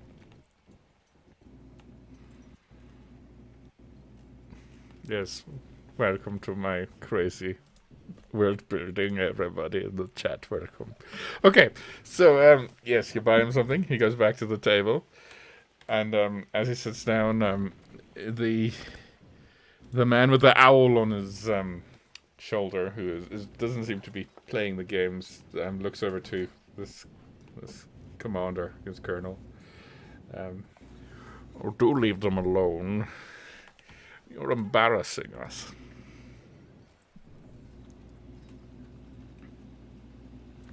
Okay, so Who is he addressing? the guy who's bothering you. Oh, Ah. right. Yeah, no, that's cool. Yeah, so we're just gonna go back to drink. We wanna look at John and be like, so, wanna get anything off your chest? Oh, wow, what do you mean? Yeah, it seems to be, you know, our last excursion was a bit rough, especially with all the stuff revealed about the church. And I heard from the grapevine that you have renounced your faith to Janus. Yeah. Felt it was time for a change. What? What? What? In the butt. Okay. Why? Okay. The banter. Yeah, I'm just gonna look at him and be like, so, do you wanna kill God? Why? Are you offering to help? Yes. Well, then you're talking to the right person. Sure. Okay. I'm gonna look him dead in the eyes and be like, John, you need to understand. I'm not messing around here. We go all the way. Downs his drink, looks him straight back in the eye. Does it look like I'm in a joking mood? All right. Then I'm just gonna toast with him. But you need to understand, we don't stop at Janus. We kill all of them. I can live with that. All right. My With the man. exception that I'm in a sort of a fix. You see, my powers were driven by faith, but I need to have faith in something. You have faith in yourself. I don't care. That would make me more of a paladin. Will it make you able to kick ass? Possibly. But, there's conviction, there's faith. I feel like, we can work around that. Whatever your solution needs to be, I don't care. Kalo, Janus, Siegfried, all of them, die. Siegfried, Roy, Bonnie, All of Clyde. them. Yep, every single one of them. I'm with you there. Not a single one of them are deserving of the praise and worship that they get. They do All nothing right. for this world. They do nothing for this people. Hollow Okay. deities, shallow gods, false, all of them. All right, John. All right. All right. Whatever you need to accomplish this, I'm for you. And I feel like the rest of the party may take this not well, so I say we rather keep this to ourselves. Agreed. All right, I'm I just wasn't gonna. planning on sharing it with them anyways. Okay, so just as All you right. say that, another game of chess comes to a close. There's another muted commotion, and one of the players stands up. This is the dark-skinned man with the goatee and bald head, and he wanders over to your table. Oh, 1,000 pardons, my dear strangers. I have not helped but hearing that you are having a crisis of faith. No, you misheard us. Oh, 1,000 pardons. 1,000 pardons. But All you were right. gonna say anything anyway, so why don't you just say it? Oh, I was perhaps hoping to offer some kind words of advice. I suppose you don't really have to listen to anyone's opinion, but anyone's entitled to it, so go right ahead. I am assuming that if you are sitting in a place like this, that you are working a very difficult job. You can say that. One demanding of many things. You can also say that. Look, if you're gonna try and sell us something, then you can piss right off. But if you got something to say, just say it. I am just saying that in our, how do you say, profession, we are all spies for God. Right, you're trying to punt religion onto me, aren't you? Oh, no. I am sure you have a most excellent faith of your own. So what do you want? Don't be ambiguous. Just tell us what you want. We are way too drunk for this cryptic bullshit. At what stage do you get to the point? I see. Perhaps this is not the right time. Again, when you are perhaps in the mood for listening, I am your most humble servant, Hamza ben Tanijin. Sabine Tanijin. That sounds made up. You made that up. Or perhaps, but haven't we all? Perhaps you would like to beat my good friend here at chess and wipe the smug smile off his stupid burnt face. I'm just gonna look at John and be like, you know damn well I'd lose. So I think I know how to play this game. I think I do. I don't know. It's just horses and shit. We don't know how to play this game. No. Okay, I would say at this point, the others enter the bar. Alright, shh now. Don't tell them our plans. Oh yeah, no. Why would I ever do that? I would keep say quiet and go back to my drinking. also Free, at this point would find the other people. Finding no answer from his god. Yeah. Okay, so at this point everybody is here except Sky and Tusa, who went back to the ship. Okay. Free walks into the bar with a slightly disappointed look on his face. You're right. He swiftly pockets the medallion out of view. He's like, it's all right. Did you and Lulu find anything worthwhile? Potentially some things that could help with Sky's condition. His disappointment kind of disappears, and he looks to you like, are you sure? Well, sure isn't the right word. It's a possibility. Um, Well, well, possibility aside, how much is the fee? fee. No. Well, that is one option. There's two options. One is we try and resolve the problem through alchemical means. Um, it's a process. It'll use that. And she leans a bit closer to the Black Lotus that we have. It's possible to make some sort of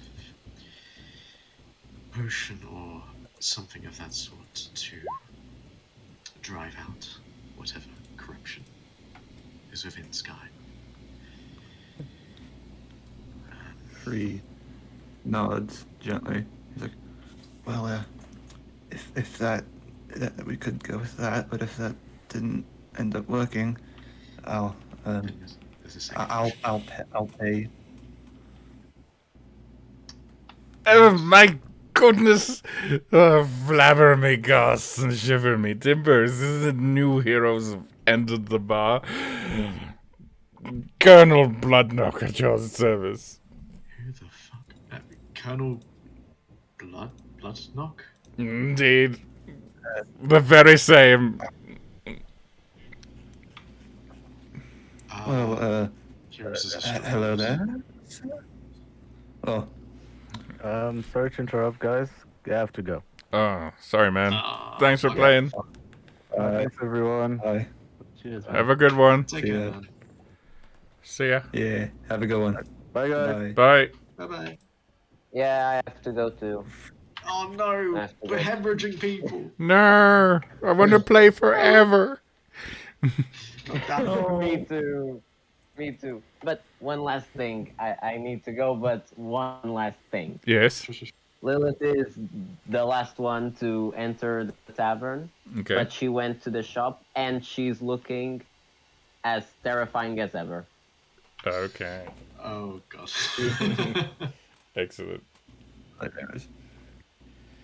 For the I- most I- part, Oh, But- come on. I tried to put the image on. Oh, come on. Can you put it on Oh, Discord? Put on Discord. If you wanna. God Oops. damn it. It's on the computer. God damn it. That's I'll right. do it later. No worries. God No damn. worries. If you have to run. I was trying to put something nice and God damn it. Plan destroyed. That's Well, okay. bye. Bye. Alright, take care. man.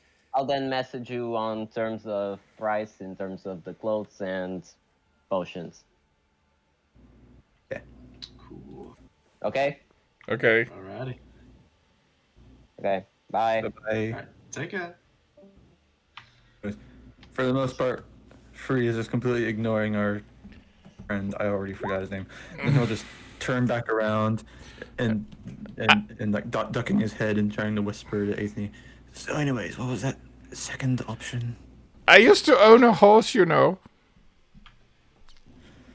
Did you now? That's very interesting. I tell you what. Yes. You are going to buy me a drink. No, you're going to buy yourself a drink, and I hand him 5 gold, and I say, "Go nuts." Nuts? Go have fun. Drink Oh, whatever. yes. Just do it over there by the bar. What a coincidence, I was just heading that way. It's funny how fate works like that, isn't it? Indeed. Luckily, I have this money. Life works in mysterious ways. Right, you go have fun. Okay, he wanders off, sorry. She goes to whisper back to 3. Face a bit more grim. We came across someone who dabbles in mannequins and dolls, and when we got there, he was done treating somebody. This person who walked out, they had an arm that wasn't made of flesh, but of metal, silver, that sort of thing. A replacement. We've seen what this corruption can do. And if we can't stop it, well, if Sky wants to remain Sky, we have to stop it in another way before it can take over entirely. I assume you know what I mean. And with that, you disconnect. Oh God, no, no. The horror of it was too much. It was too much. Wow, that's Shit, cool. he's fainted. You may have. Okay, so as you guys are discussing that, that's such an unfortunate moment. Okay, That's so Oh, perfect. yeah, it was brilliant. Oh, man. okay, as Free comes to terms with that and the fact that his god didn't give him a sign, the table next to you finishes another game, and the man with the burnt face says, well, I've beaten each of you twice now. And he looks over at your table, his silver eye slightly disconcerting. Anyone else care to take me on?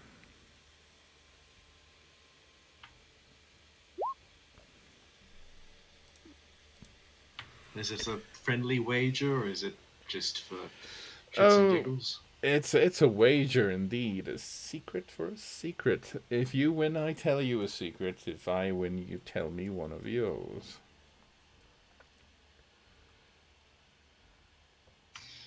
Seems kind of fitting given the place we're in. Indeed. Ivor at your service, and these are my friends. You've met the professional drunk already. He's very good at his job. Oh, you have no idea. This is my friend Hamza. This golden-haired Adonis over here, who smiles too much, is Ominius.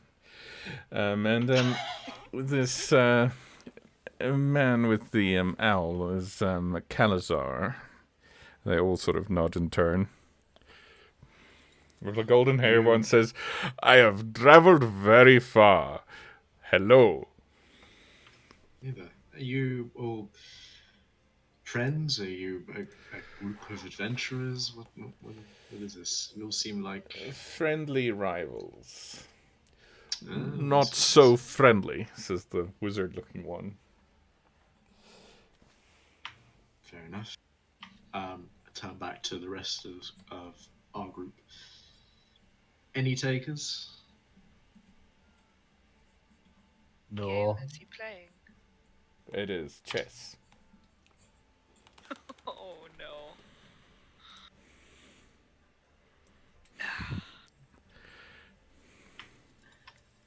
I mean, it's worth a shot, right? Do you want to try? I have no idea what to do.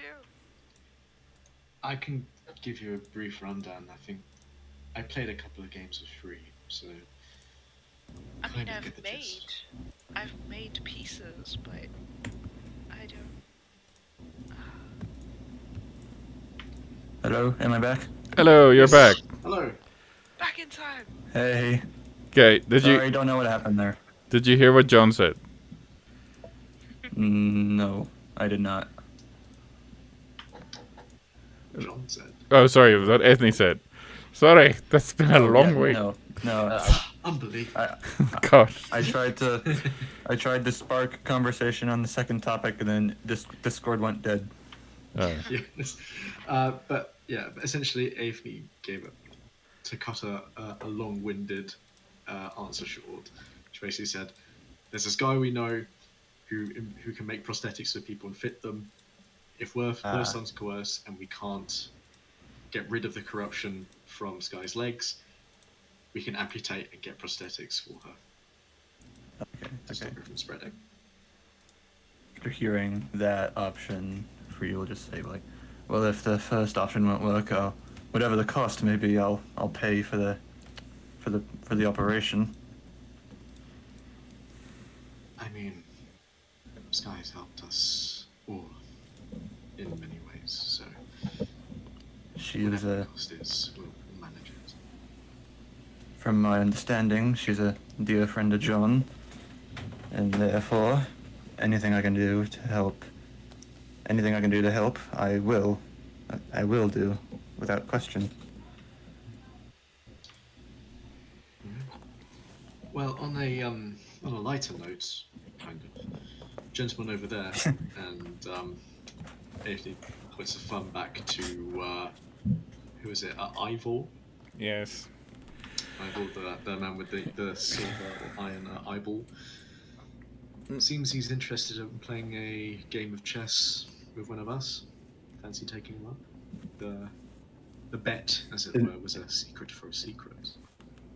In a matter of seconds, Free seems to be in a much better mood. He's like, how many people has he defeated before I got here?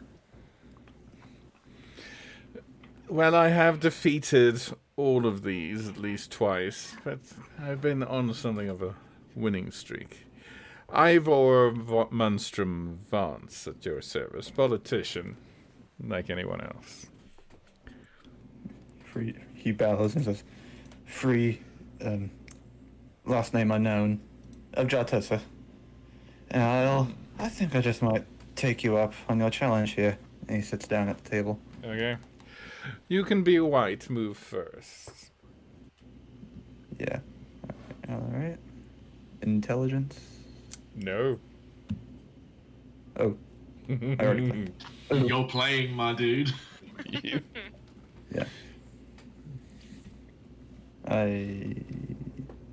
Okay. And remember, it's a secret for a secret. I win. You tell me one of your secrets. You win. You can ask me any of mine. He Free looks slightly dissatisfied, and then he grins. He's like, how about we make this a little more interesting? And he just plops 20 gold pieces on the table. Okay, the other men at the table laugh. I will double his bet for him, says the wizard-looking chap. Oh, anything to see that smile wiped off your face. Alright, so round one. White I moves roll first. it again? No, I remember. No. You play the game. Believe in you. You got this. I feel like that's kind of unfair if you haven't played chess before. Haven't you played chess? Very... I mean, every other time we've played that, we've done this. We've done like a best of 3 in intelligence rolls. Oh, okay. You didn't have to play. Okay, I'm trying to remember. Okay. The friggin'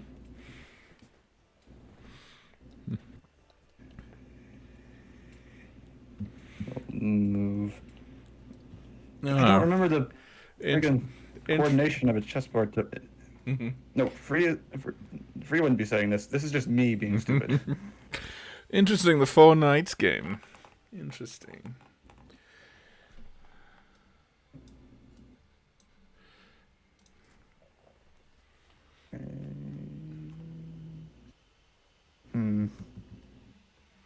I'm trying to remember the exact coordination of a friggin' chessboard.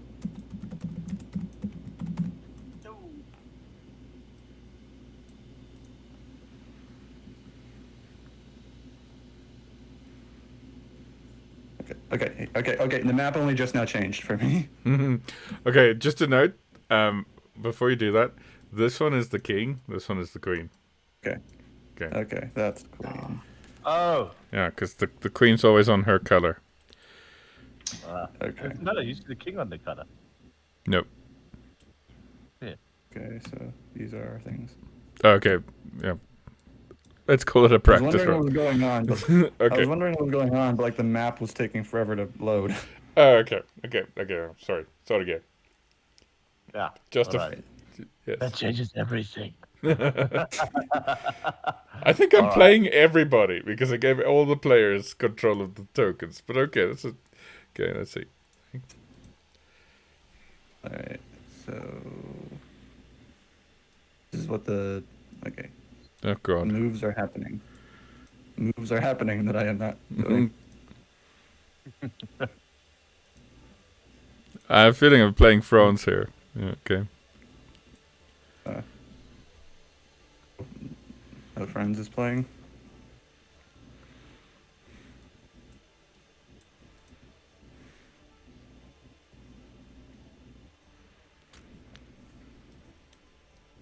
I'm so confused. What's going on?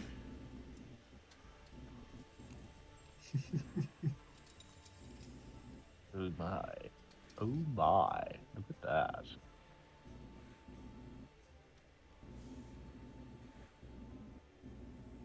Okay, so friends is the one playing currently. I think so. Yes, indeed. Did he step up to take on the guy? I think he's No, playing on on behalf of Free here. Yeah, I'm just playing because like the people are like, I've never played chess before. I'm like, okay, I'll help you. I shall help you. I never said that. This is a DM thing going on.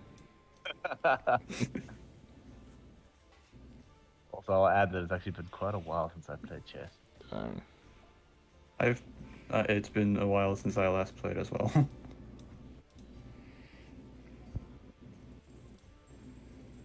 Sorry, it's just I'm moving the piece off. Don't panic.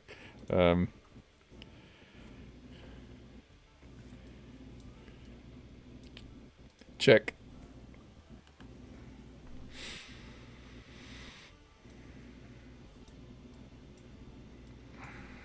Okay.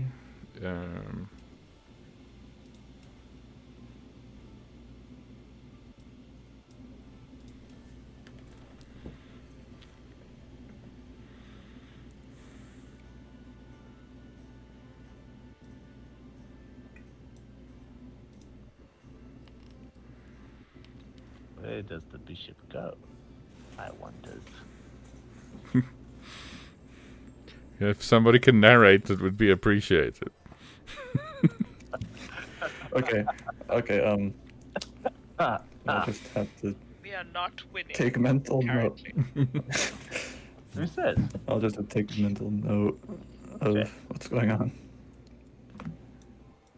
I'll load up some random American football commentary in the background. Unfortunately, John suffers a short-lived check. Horsey went bye-bye. Yeah.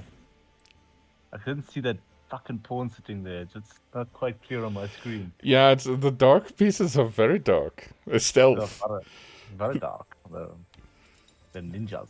Apologies. It's okay. It is fine. It is okay. What to do? I suppose I should really get my fucking bishops out, eh? And yes. Check. Oh, and nice. Oh, I'm sorry, I probably sound like a complete buffoon. That's okay. You haven't seen me play chess yet. I'm about to lose. Okay. Oh, look, it's queen.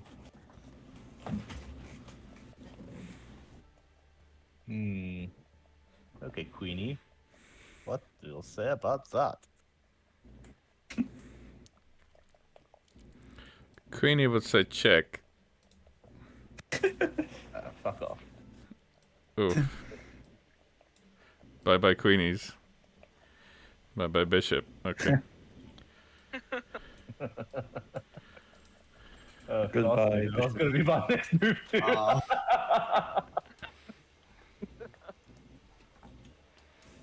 You can't castle across a check, hey?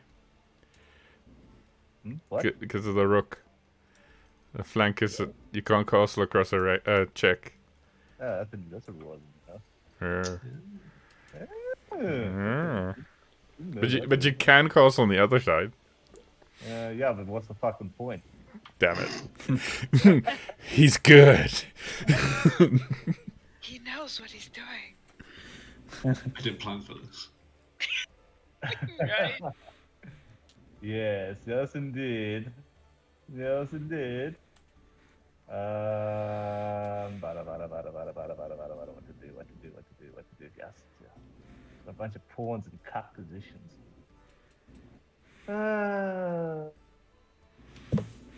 And you guys thought this would be a combat-free round. Yeah. Yeah. Don't worry. Once this is over, I will. Take your beat away there. Once this is over, I will teach Mr. Metal Eye Man to be humble. Hopefully. I'm just taking the piece off. Don't panic. Yeah. I wasn't panicking. Were you panicking? No. Don't worry, I'm panicking for you. Yeah, same.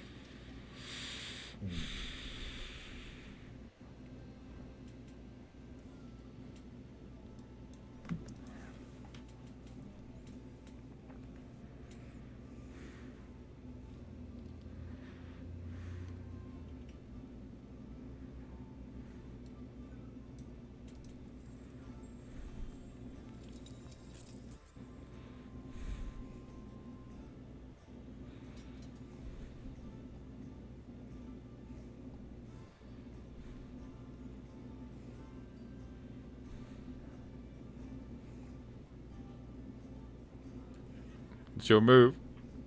Yeah, I know. Oh, okay, sorry. I'm thinking. Thank God. Interrupted. You've interrupted quiet thinking time. I know. Don't do it. That's a fucking cock position, except.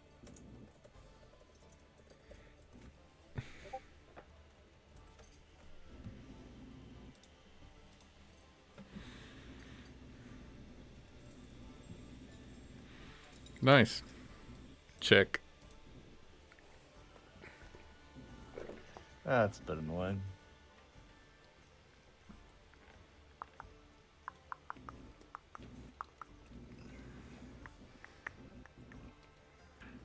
It's a good move. Check.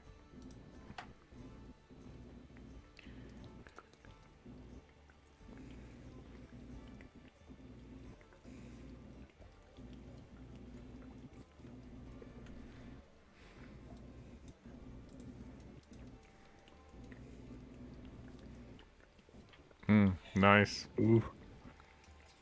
Okay, I'm just moving my piece. Okay.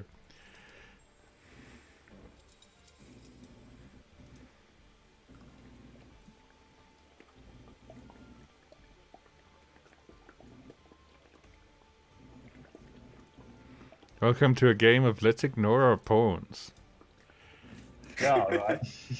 Yeah. Pretty much. Well, they're all scattered in very shit positions. There's not much that can be done with them. Can go away, Rook. Starful.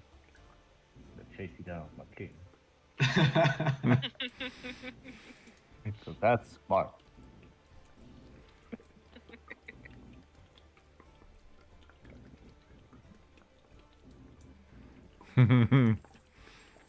Oh, you got into a pawn there, didn't you? Check.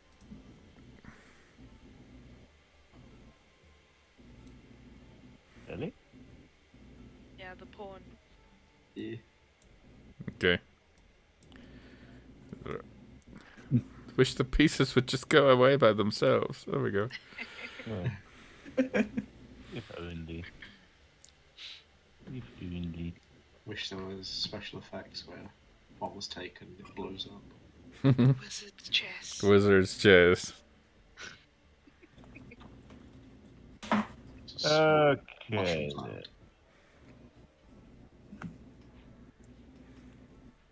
Time to finish this. Well played, by the way. Thank you. I say it's been a long time since I played. Wait, congratulations. I still don't know what's happening. But okay. I kind of get what's happening. Okay. It's just been a while. White is currently 3 under par.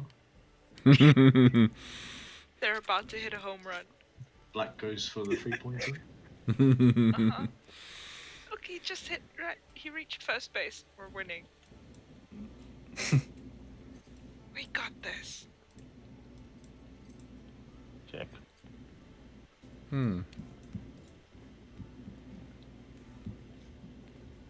He's trying to go for the gut grab. Go.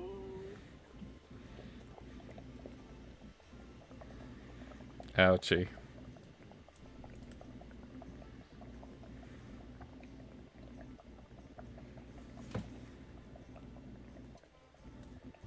This is gonna end in a draw. I have this weird feeling. Oh no. Take your phone away. Oh yes, thank you.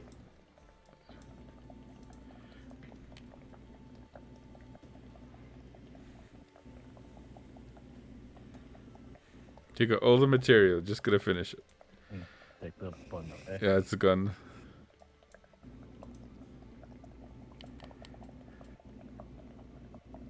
Okay. Ooh, oh no.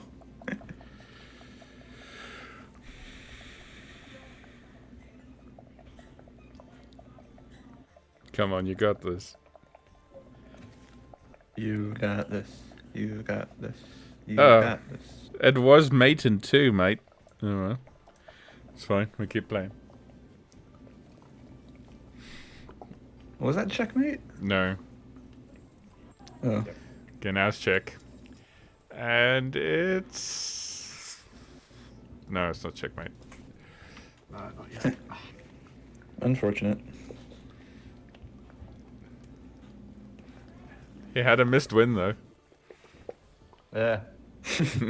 He's now toying with me. Okay, that's a check. Yes.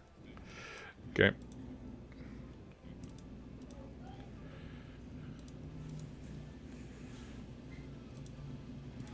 Unbelievably, we are retaining our audience. Okay. By some stretch of a miracle. If I only knew. Very.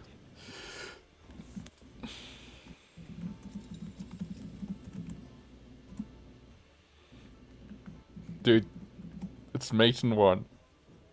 No. I wish I try again. Is it? Why are you losing my... Because I'm giving you another chance. For what? You have mate. Where do you see mate in 1? Okay, rook all the way to the end. That's checkmate.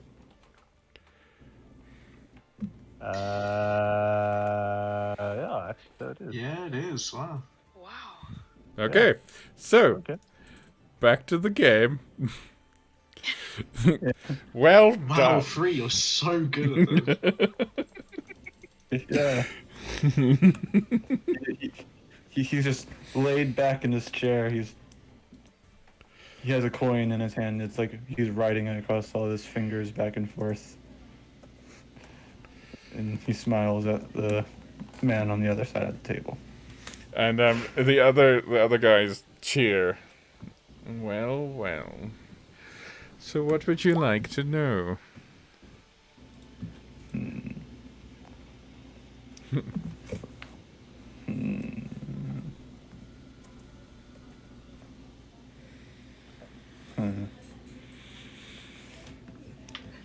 Do you know...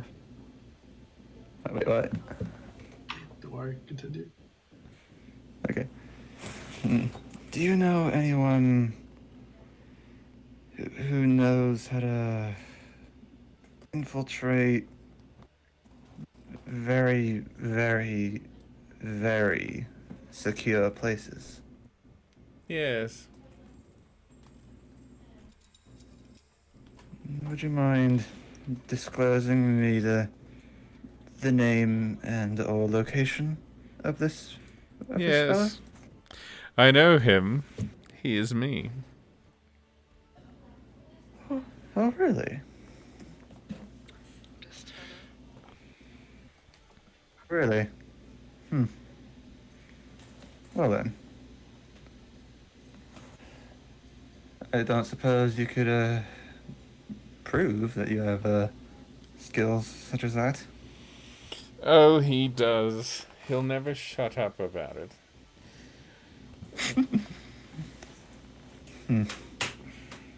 Well then, I would like to see just how good you are. Is that a challenge? I do like a challenge. Where can I break in for you? What do you need? Now, are you aware of the towers just beyond the lake? Yes, very well. Towers of Meldor. Indeed. You don't need to you don't necessarily need to find your way in. Just look inside somehow, although I would assume you'd need to get in to do so, but never mind that. Search for a tiefling. Light pinkish skin. Dragonborn. Green scales. Just confirm they are alive. I can do that. You beat me fair and square. Fruity holds out his hand for a handshake. He's like, you are a worthy challenge. Okay, yeah, and shakes your hand. And your name is? As I said, it was free. I see. And if you do find them, if at all possible, relay the message that in due time I'll be back for them. All right, I shall do so. Well, until we meet again, remember my name is Ivor Munstrom Vance, to which the other people at the table roll their eyes and make groaning noises.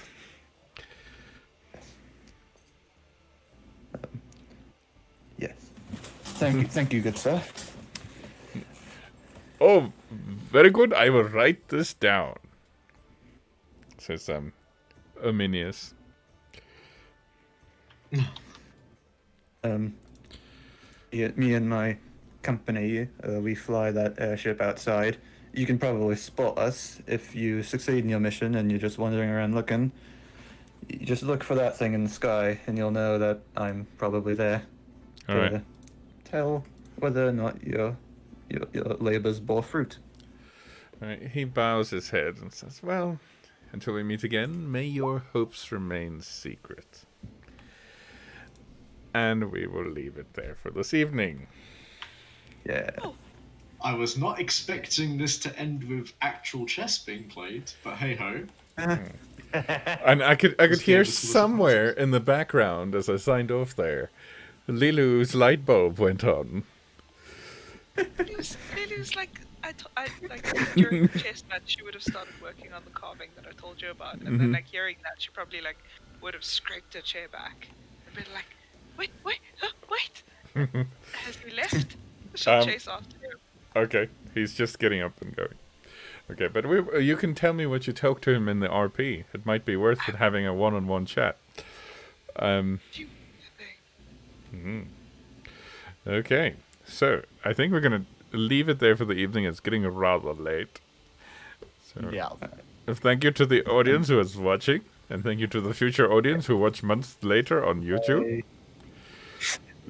Goodbye. YouTube people. I'm sorry I made a complete buffoon of myself because Roll20 decided to not load. It's all good. That's all good, man. Thank you. Okay, so we're going to say goodbye to the audience for a second. Bye-bye, audience.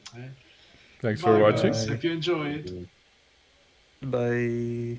Bye.